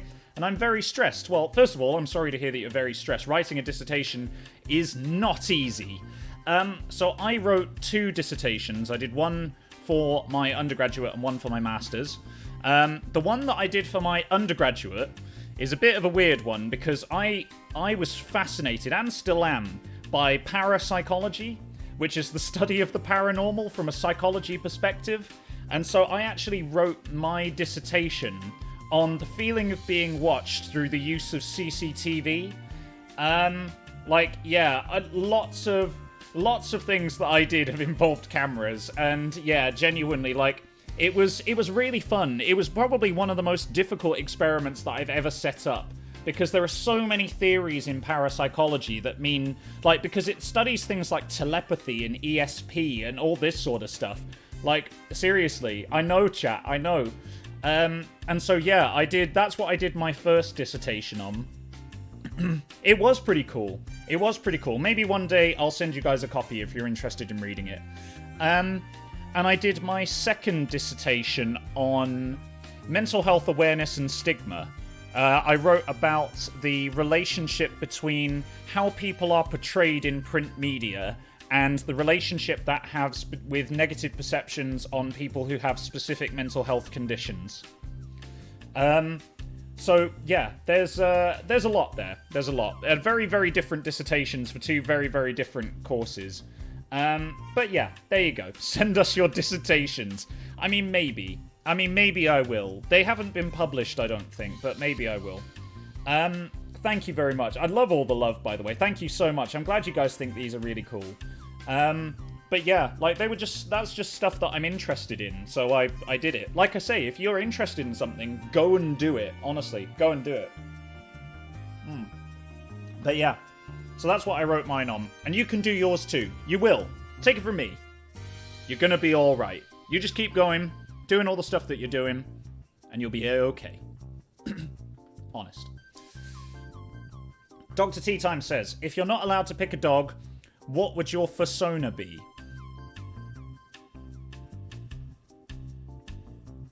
Drugs. No, I don't know what it would be. I think that... What would my persona be? It would probably be... maybe a seal. But that's a sea dog. Am I allowed a sea dog? Is that part of the criteria? I don't know. What do you think, Dr. Tea Time? Is that too dog-like? Maybe? Oh, there's the music loop. Is Dr. Tea Time even still here? I'm not entirely certain. A lemur. I mean, probably not for me. Maybe for you, though. Seals are sea puppies. Yeah, I mean, well, given that I haven't seen any responses from Dr. Tea Time, so I'm going to go with a seal. I would love to be a seal. That would be my persona, I think. 6-11 says, Mike, what's your favorite game OST? I'm gonna have to own up to something here. I don't know what OST stands for. Outside of stream time? Official soundtrack. Oh, okay, cool. Thanks, guys. Original soundtrack. I'm sorry, I don't know. What's my favorite game? My favorite game of all time is Metal Gear Solid 3. I don't know how many times I've harped on about this, but I love Metal Gear Solid 3. That was the game that broke the mold for me. It's set up to be... It's a Metal Gear Solid game that's set up to be like a Bond super epic, but it was made by a Japanese producer. It was made by Hideo Kojima and Konami. And, it just worked. It was really, really cool. I love Metal Gear Solid 3. I love everything about it. But yeah, honestly, that would be it. That would be it. Just because if you haven't played it, honestly, you need to. Does Snake pee? I don't think so. Not in that... Oh yeah, no, you can wet yourself, I think. I think that happens. Man, we're getting to the end of the list now, actually. Saffron says, what are my favourite cars? I feel like we've missed a few questions here. Mods. I'm not sure. You guys are going to have to clue me in. I feel like we've missed a few questions. Okay. My favourite cars. Right. If we're talking cars, my favourite cars are ones that look absolutely normal, or mostly normal, but under the hood are an absolute demon. Like, there are a few exceptions to this rule, like the Caterham Super 7. Like, the Caterham Super 7 is one of my all-time favourite cars. The Shelby Cobra is another one of my favourite cars, or the GT 500. I'm not much of a Ferrari fan, big Lamborghini fan. The Huracan, the Countach, the, oh my god, the LP, what was it? The LP, oh my lord, I can never remember this one.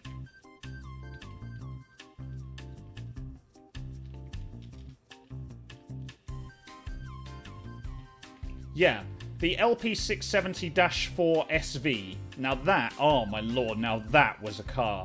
That was the last of the Murcielago series as well. Ooh. All-time favorite cars. All-time favorite muscle car? Shelby Stingray, 1965. Corvette Stingray, sorry. The Corvette Stingray, 1965, hands down. Honestly, that's one of my all-time favorites. Let's get something else up in here. This one. Nope. Nope. Welcome back to another RQ stream session with me. No, we can't have this. No. No.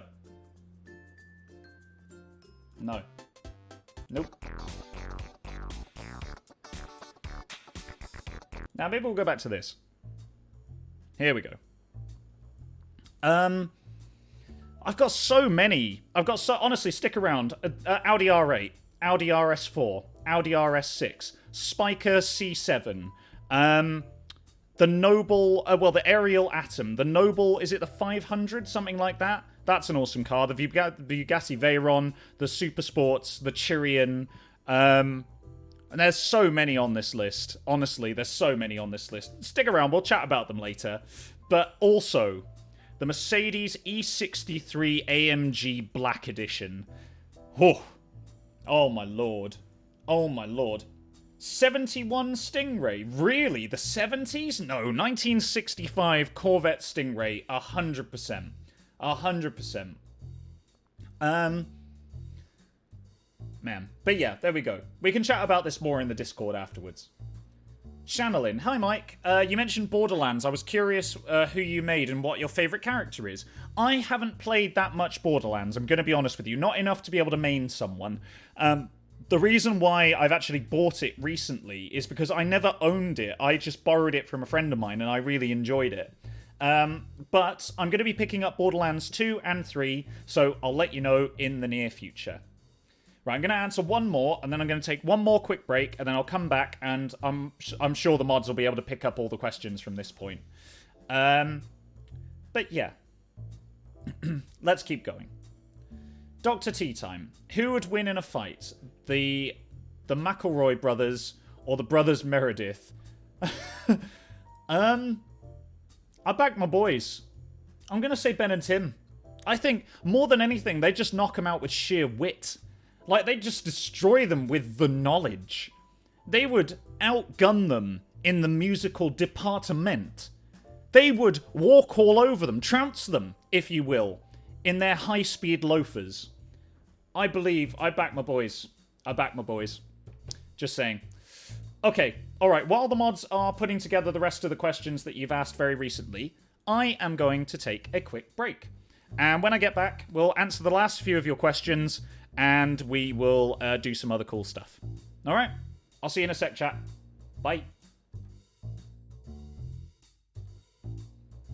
Hello, chat. I'm back.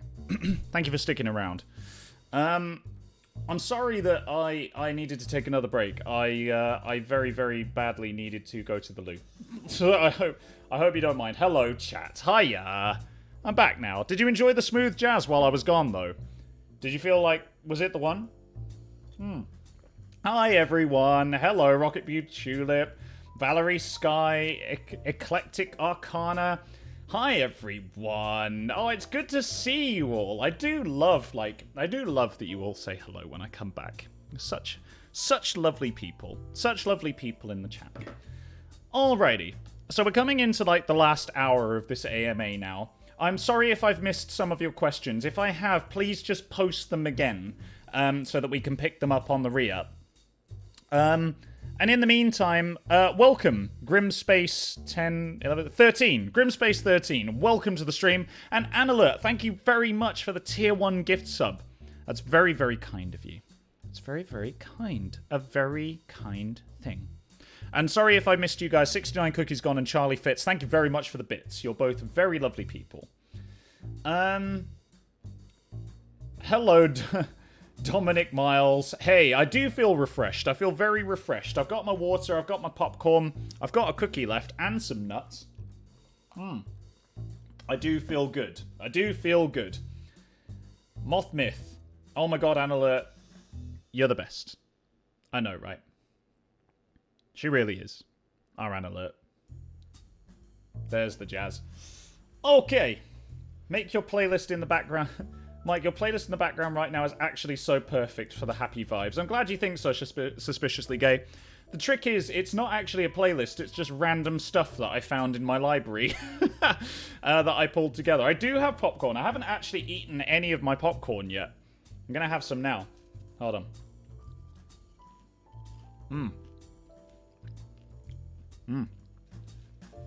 Yum. Oh.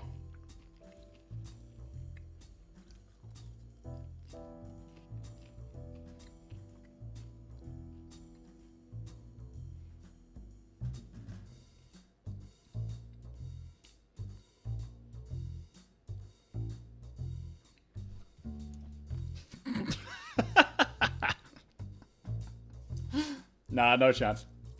Alright. Okay. Where did we get to? Where did we get to? I'm gonna try again. Hold on.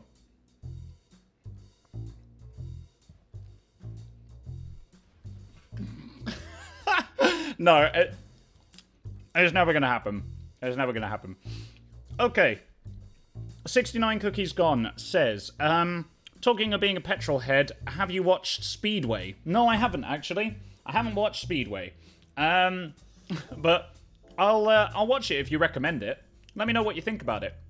I have not actually seen it. We're going to get headbutted, probably, at some point during this stream. Aquatic Flames. Mike, have you seen the new Pixar movie Onward? Big D&D vibes, very heartwarming and heart-wrenching. No, I haven't seen that either, actually. So, drop that in the Discord to me. I will give it a watch at some point. Is it good? If you feel it's good, let me know. Kiritzes?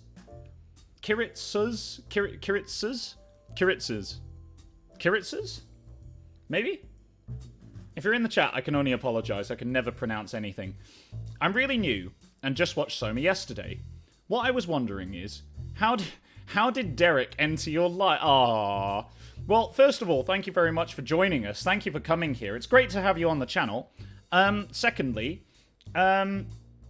yeah, well, and also thank you very much for watching Soma. I'm really glad you enjoyed it. Derek, actually, now this is a little bit awkward.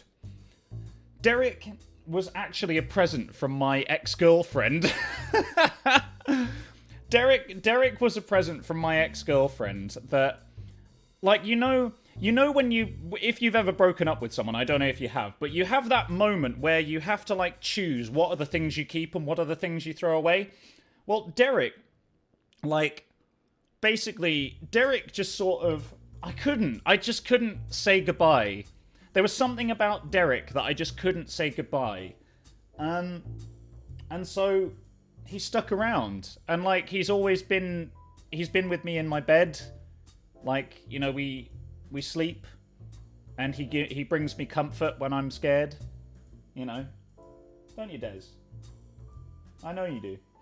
And so, yeah, he's just sort of stuck around since then. Genuinely. He was a present for me. And we've been firm friends ever since. There you go. That's how he came into my life. So thank you for asking. Amietta619 says, do you have a favorite studio Ghibli or anime movie? For me, it's holding on to Derek. Ah, thank you, Raleigh. Thank you for the 125 bits. Yeah, oh yeah, I forgot to say at the beginning, the threshold for the text-to-speech has gone up a little bit because me and Anil had a big old chat. So it's at 100 bits right now. Do you have a favorite? I don't. I don't watch enough of those things. I don't watch enough anime, unfortunately. But I'm getting there. I'm getting there. Like, I was told to watch... Does it count as anime? No, it probably doesn't. I'm only going to embarrass myself here. Spirited Away. Never saw it. Thanks for that. I appreciate it, but I never saw it. Howl's Moving Castle. Yeah, I was told to watch Howl's Moving Castle. And again, I just never watched it. But I was told that that was really good. And so I was hoping to sit down and watch it. So worth it, really. You think, yeah, that counts. Okay, well, if that counts, like, I haven't seen it, but I will. I will watch it. I think it's on Netflix, right? So I'll give it a look. You should. They're wonderful. Okay, all right, sure. If you guys say so. Howl's Moving Castle is my favourite. I'll lend it to you. Oh, really? Oh, man, thank you, Anil. Well, I'll tell you what. If I can't find it on Netflix or other services, then that'd be great. For Derek being such a good friend. Oh, thank you, Wonder Woman and Kiritzers. Thank you very much for the 69 bits and the 100 bits. Nice. Yeah, I will, though. Do you know what? I've got so much more that I need to do. Like I say, I'm focusing on music at the moment because I listen to a lot of music. I listen to music while I edit. We're listening to music right now. Music is a big part of my life. But I should make more of an effort to watch stuff, so I will do that. I will do that. Hello, Frostcat. Any podcasts you're listening to? The Magnus Archives? No, podcasts I'm listening to right now. You're convinced I'll love them. Okay, Bittercape, if you're convinced, I will give them a watch. What podcast am I listening to? Behind the Bastards? I listen to that every now and again. That's a really good one. I actually really like it. I actually recommended that to Lucky Bones the other day. And she said she was going to listen to it. But yeah, stuff like that. Behind the Bastards is very fun. It's very deep, but it's very fun. I really enjoy it. It's so interesting. It's so interesting. Have you heard Mother Mother? No, I haven't. But again, I don't actually... It's a bit awkward, but I don't actually listen to that many podcasts. I listened to Behind the Bastards for a while. I listened to We Fix Space Junk for a while. I listened to the Orphans podcast all the way through. What else have I listened to? I recently picked up another podcast, actually, that was in my... What's in my Spotify playlist for podcasts? I listened to this other one that I cannot remember the name of. Siren. That's it. I listened to episode 1 of Siren, and I thought that was pretty good. The thing is, though, like, I have podcasts recommended to me all the time, and I love that people do it, but genuinely, I don't, like, have that much time to listen to them. I would love to, but I used to listen to them on the bus, and I don't take the bus anymore, because we're all stuck inside our own homes. So yeah, I don't make the time anymore, and I probably should do. But they're the ones that I listened to most recently, at least, anyway. 69 Fairies Laurie. Do you know Donut Media? Seems like would like what they produce. I'll have a look. Donut Media. No, I don't. No, I don't. But do you know what? I'll give them a go.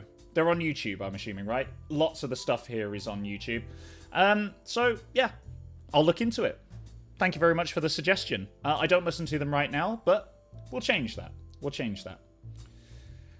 Signed Tree says, what's your stance on ghosts and cryptids? Usually very far away, often with shotguns. Sage is Evil. Did you join any clubs or do anything to help you meet people in college? I'm starting college this fall, and I'm nervous about finding people to socialize with. Yes, if by college you mean the American version of college, so what we would call university. And that's not a dig, by the way, it's just me being clear.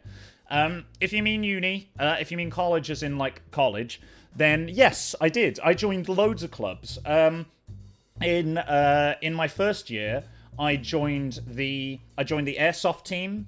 I joined the snowboarding team. And I used to hang out with like a lot of the sports teams. Like I used to hang out with the men's and women's football team, the men's and women's rugby team, the men's climbing team. Like I used to hang out with loads of people, and I hung out with the snowboarding team too. It's a super good way to make friends with people who have similar interests to you. When I joined my masters, I started in the improv society. And I also joined the gaming society as well. The gaming society, though, I think I've told you about this before. The gaming society I never really got on with because they wouldn't really ever play with me. It was really weird. Like, I'd often go to their things and we'd chat for a while. But I think I just came across as loud and brash, and I don't think they really got on with me. Whereas the improv society was amazing. Like, that was one of the best decisions I've ever made. They were all really fun. They were all really great people. They were so lively. I met loads of friends who I'm still in contact with now. Like, I got to go to the Edinburgh Fringe. Like, I got to do so many things through that. So, yes, absolutely join societies. It's a really good way to make friends and do stuff. If you don't follow Robert Evans on Twitter, I recommend it. I do follow Robert Evans on Twitter, actually. I enjoy his tweets. He's a really cool guy. Oh, bye, Brillo Sunflowers. It's good to have you here. Thanks for joining. Right, we've only got a few more questions now, chat. Should we get something a bit more lively? What should we have? This? That's not necessarily lively. That...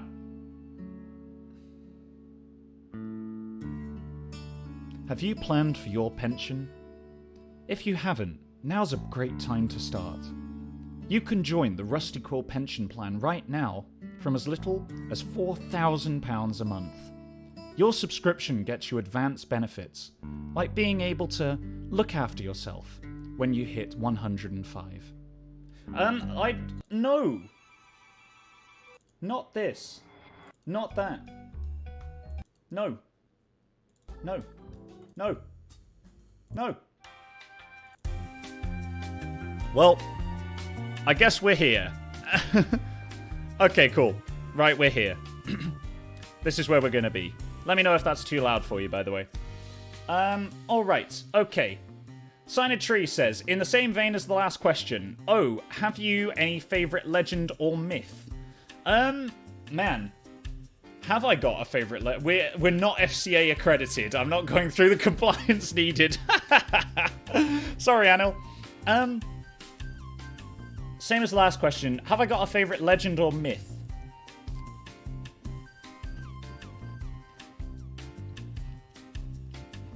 Not really. I don't know. There are lots of really cool ones, but to be honest with you, no, I was never really, like, I didn't read into them that much. And so therefore, it's difficult to form an opinion. But no, I don't. By the way, guys, I can see you all commenting on the timing. But I'm just pausing the music. I'm just pausing the music and using my drummer's sense of timing to give comic effect. That's all it is. I'm just pausing it.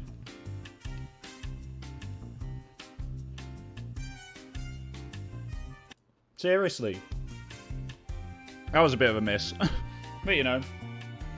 Like that.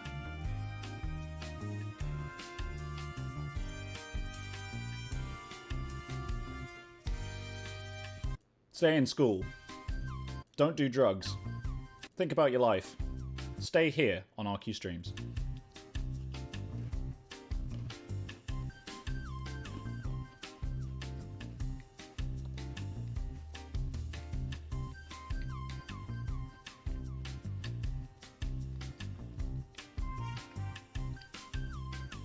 Anyway, yes, I am a drummer, or I was at least. Anyway, we covered that earlier on in the AMA. Yeah, I don't know. I'm sorry, Signage. I realise that's a really lame answer, but honestly, anything else that I said would be a lie. So I'm just going to have to go with the honest answer and say no. Saffron, how's the salt lamp? The salt lamp! Oh my, it's up there! It's over there, the premium salt lamp of backgroundness. Yeah, the salt lamp. It's here. It's like over there. It's doing really well. Thank you for asking. I appreciate it. Yeah, the lamp. Yeah, lamp. Yeah, lamp. Yeah. Lamp. Also lamp. Yeah, I know. It's over there. It's doing really well. Thanks for asking, Saffron. Iranos. I don't know. I'm sorry. If we're gonna go with Iranos, if that's wrong, I can only apologize. You do mean delight. A Wonder Woman, you legend. Alright. Where were we? Is there any topic you don't know much about that you're interested in learning about?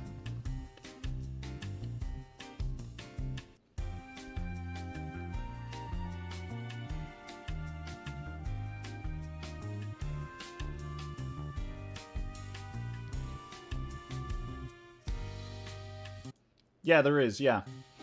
So mostly, to be honest, I don't know a lot about a lot of things, and I'm generally interested about the world. So, yeah, there are lots of things that I don't know that I'd love to know. Like, I don't know a lot about physics, right? I don't understand a lot about physics, and I would love to know more about physics, but I don't have the mathematical ability to be able to do the advanced physics stuff. But I love learning about it. Languages, for example. Also not very good at speaking other languages other than English. And I would love to learn more about languages and stuff like that. So, yeah, there's so much stuff out there that I would love to be able to do more of or learn more about. Like, the list is actually super long. So, yeah, honestly, loads and loads and loads of things. I love it. Yeah, I know Talk to Bryn. I have talked to Bryn about physics before. And Bryn has actually, like, taught me a few things. So, you know, it's all good. But yeah, I've got another friend actually, Scott, who often works with us on the live stream stuff, and he knows a lot about physics too, and he's taught me a few things in the past. I love listening to it. You love to see it. You love to see it. Oh, thanks. The new shirt looks cool. Oh, thank you. I just changed it up a little bit. Saffron, do you collect anything? Currently, no. Used to collect stamps when I was very, very young. Moved on to collecting rocks in later life. Currently, really, I collect video games, I guess, but, like, I don't know if that counts. But yeah. Oh, Dim Sum Cheeks. We covered foreign languages earlier. We talked about if I'd like to learn any other foreign languages. And I said, yeah, loads, but mostly Brazilian Portuguese. Would love to learn. Would love to learn. And Swedish, actually, to be fair. So yeah, Saffron. I collect games.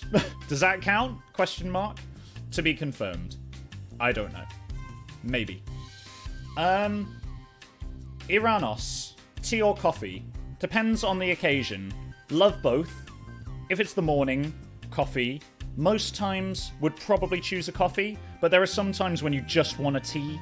Like a really nice cup of tea. Like it's late in the afternoon and you're feeling a bit snoozy. Maybe it's a Sunday. Maybe you got RQ streams on. And so you grab yourself a nice cup of tea. That's the kind of vibe that I'm in. Usually coffee, but do drink tea as well. Chris Soon, do you have a favorite comic book hero?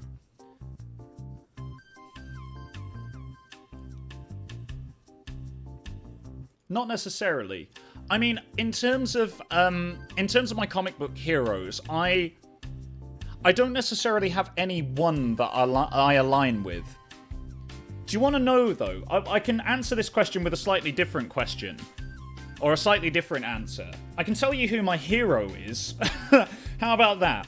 With that suit, or do you want me to stick with comic book heroes? Because I'm happy to go with either. But comic book heroes, I mean...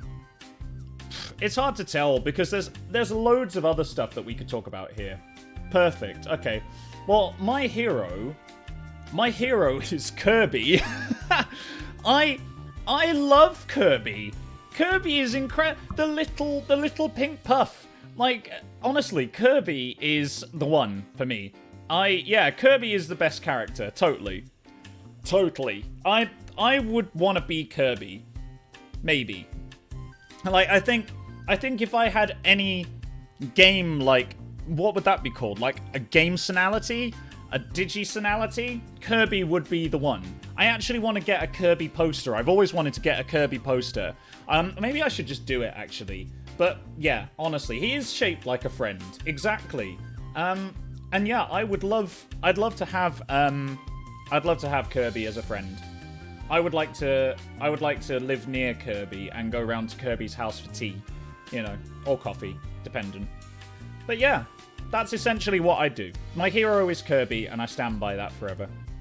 Amietta619 says, any animal phobia? Deadly ones? Can I cross-stitch you a Kirby? Saffron, of course you can cross-stitch me a Kirby. I would love that. And thank you very much for the 100 bits. Yeah, I'd absolutely love that. Any animal phobia? Yeah, the deadly ones. The ones that can kill you. I don't like those. I'm not a big fan of those. And yeah, I mean, I'm not necessarily an arachnophobe. I actually had to take a spider out of my housemate's bathroom the other day. So I'm not much of an arachnophobe. But then again, oh, and wasps. Wasps can fuck off. But otherwise, you know, yeah, that's about it, really. Shalandava, or Shalandava. Does Derek take fan mail? Derek, do you take fan mail? No, you can ask him yourself. Hold on, ask him yourself. Here it comes. That was incorrect. Oh my lord. Derek, do you take fan mail?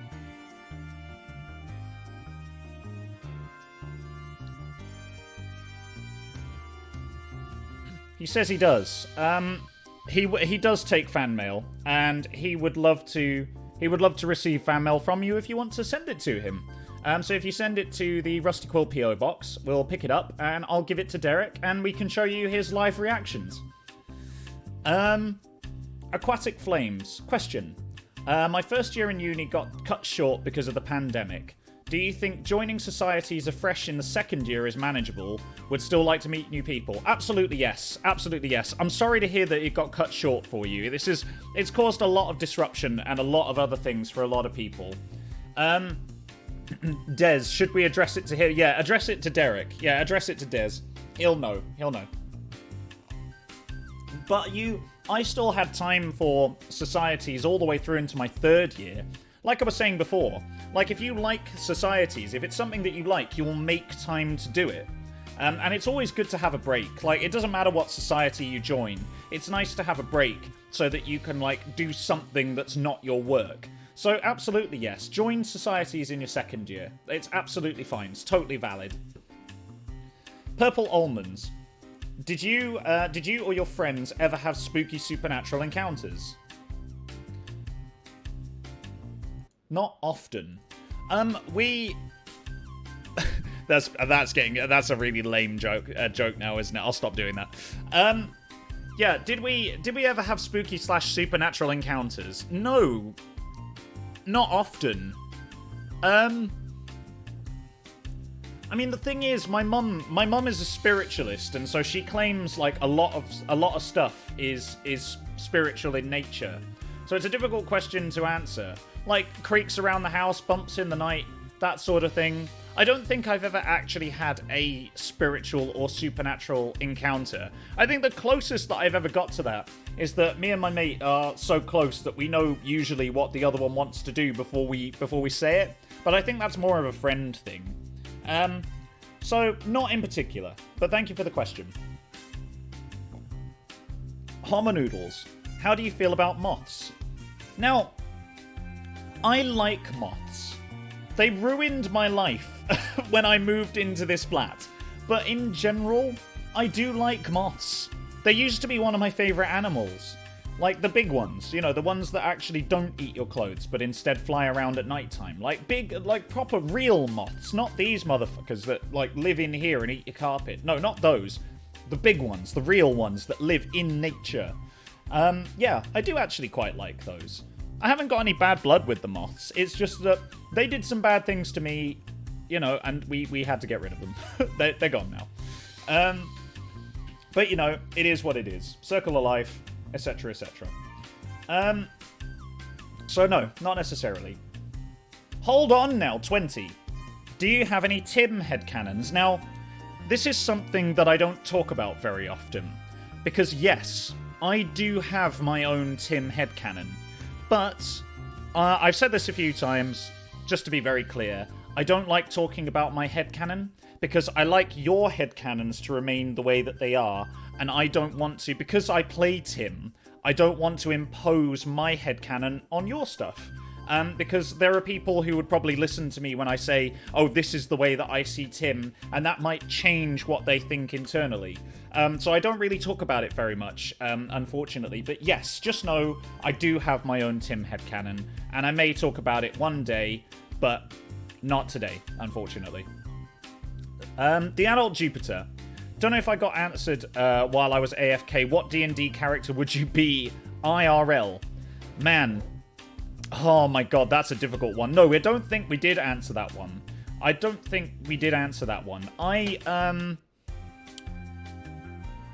know. Man, I'd love to play a rogue. Genuinely, I'd love to play my Aarakocra rogue, my sassy bird. I think I really would.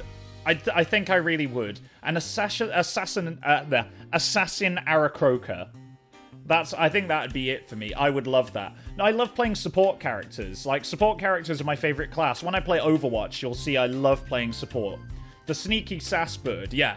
I mean, that would be me. Saffron. Do you have any tattoos? Would you get any?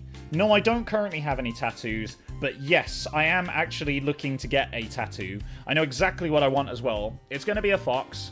It's most likely going to be on one of my arms.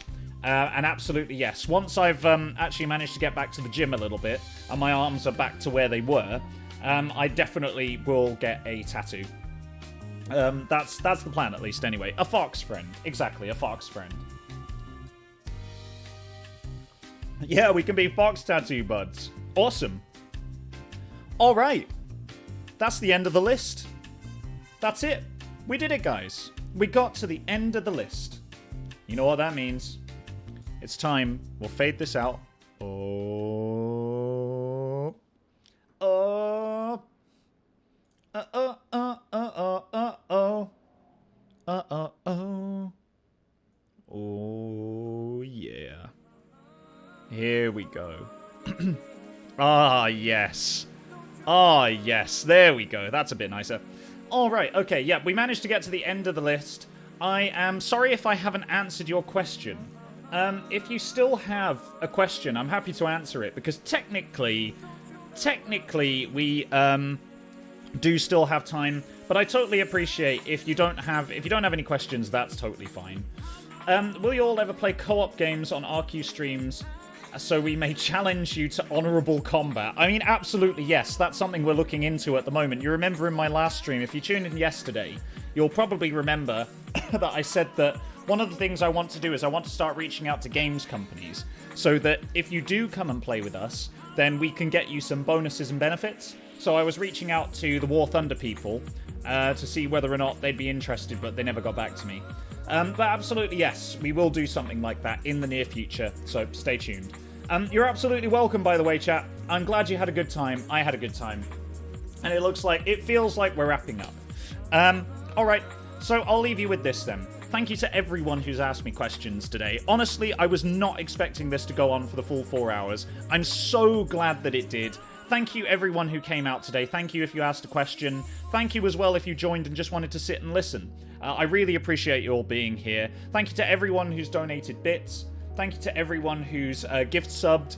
By the way, if you want to find out when we go live, you just need to hit this little heart button right up here. That will follow our channel. It's totally free to do. And of course, it means you get to know when we go live. For being a great guy, Mike. Oh, Raleigh, thank you very much for the 500 bits. Wow. Thank you so much. Thank you so much. And thank you to everyone. I have been Mike of the Rusty Quill, the closing admin. If you've just joined or if you don't know who we are, we're the Rusty Quill. We're a podcast production company. We produce 3 podcasts predominantly, the Magnus Archives, Stella Firma, and Rusty Quill Gaming. You can find out more about us on www.rustyquill.com. Link is just down below. If you'd like to support us or if you've enjoyed what you've seen today, why not become a subscriber? If you hit the subscribe button just down here, you get loads of benefits for subscribing. And also, just adding for the last time to the crowdfund for Travel the Switch and whatever the third thing was because I've forgotten. Thank you very much, 69 Cookies Gone, for the 138 bits. It's going straight in the Travel and Switch fund, don't worry. yeah, so you can find us, you can subscribe to us here. You don't have to, of course, everything that we do is free. Also, if you want additional benefits for subscribing, if you go over to our Patreon instead or as well, then you can subscribe to our Patreon. Through Patreon, you get behind-the-scenes content, you get loads of other cool stuff and benefits like early releases, early access. Also, if you want to do something free, then you can actually just join our Discord. If you like being here and you enjoyed, like, engaging with our amazing community, thank you very... Bonstress, thank you very much for the 21 bits. If you want to join our amazing community, you can join our Discord. We've got an RQ Streams chat in there. We usually hang out with some fans afterwards.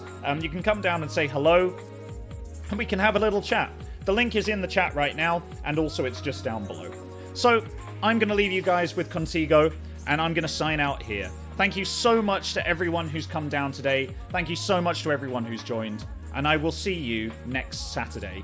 Remember to stay tuned on Wednesday. I think Anil is going to be streaming, but I can't remember what are we doing this week, Anil? I know next week is slightly different, but this week is the usual content, right? What are you playing this week? I can't remember. I should have remembered, but I never do. I'm really sorry. For being awesome chill company on a slow Sunday. Aw, you're welcome, Analert. Thank you very much for the 250 bits. Also, I love that we've now got the hype train going. Are we doing Eurovision this week? It's Eurovision week. Okay, so things are slightly different this week. I thought that was next week, sorry. So it's Eurovision week this week, so we're going to be doing a load of cool stuff with the Rusty Quill guys. Stay tuned. Anil will give you more details about that on our Twitter, at the Rusty Quill. You can follow me directly if you want to, at Mikey_Scamp. And, like I say, thank you very much, everyone, for being here. You've all been awesome. I think this has been really fun. I'd love to do another one of these, and if you'd like to see that too, let me know. Thank you, Mike, for a great Sunday. Eclectic Arcana, you are most welcome. Thank you very much for the 100 bits. Matty OK Smith, thank you very much for the 10 bits. Thank you very much for the 100 bits, Book of Mac. And thank you very much, MGT Tour, for the 30 bits, and Taffiera for the 100. Oh boy, the final hype train before we go. Choo-choo! Have a good one, everyone. Alright, guys, I'm going to leave you here. I'm going to leave you with Derek. I will see you all next week. Take care. Bye, guys.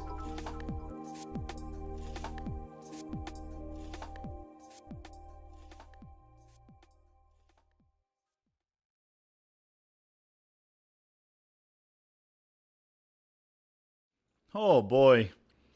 Oh, man. What questions? Oh, my lord, I loved that. I loved that so much. Genuinely, I loved that so much. I've never done an AMA before. Especially, like, I've never had a platform to do an AMA before. Oh, man, that was so much fun. Oh, I loved it. I want to do this again. Maybe another time. Maybe another time. Yeah. Alright, cool.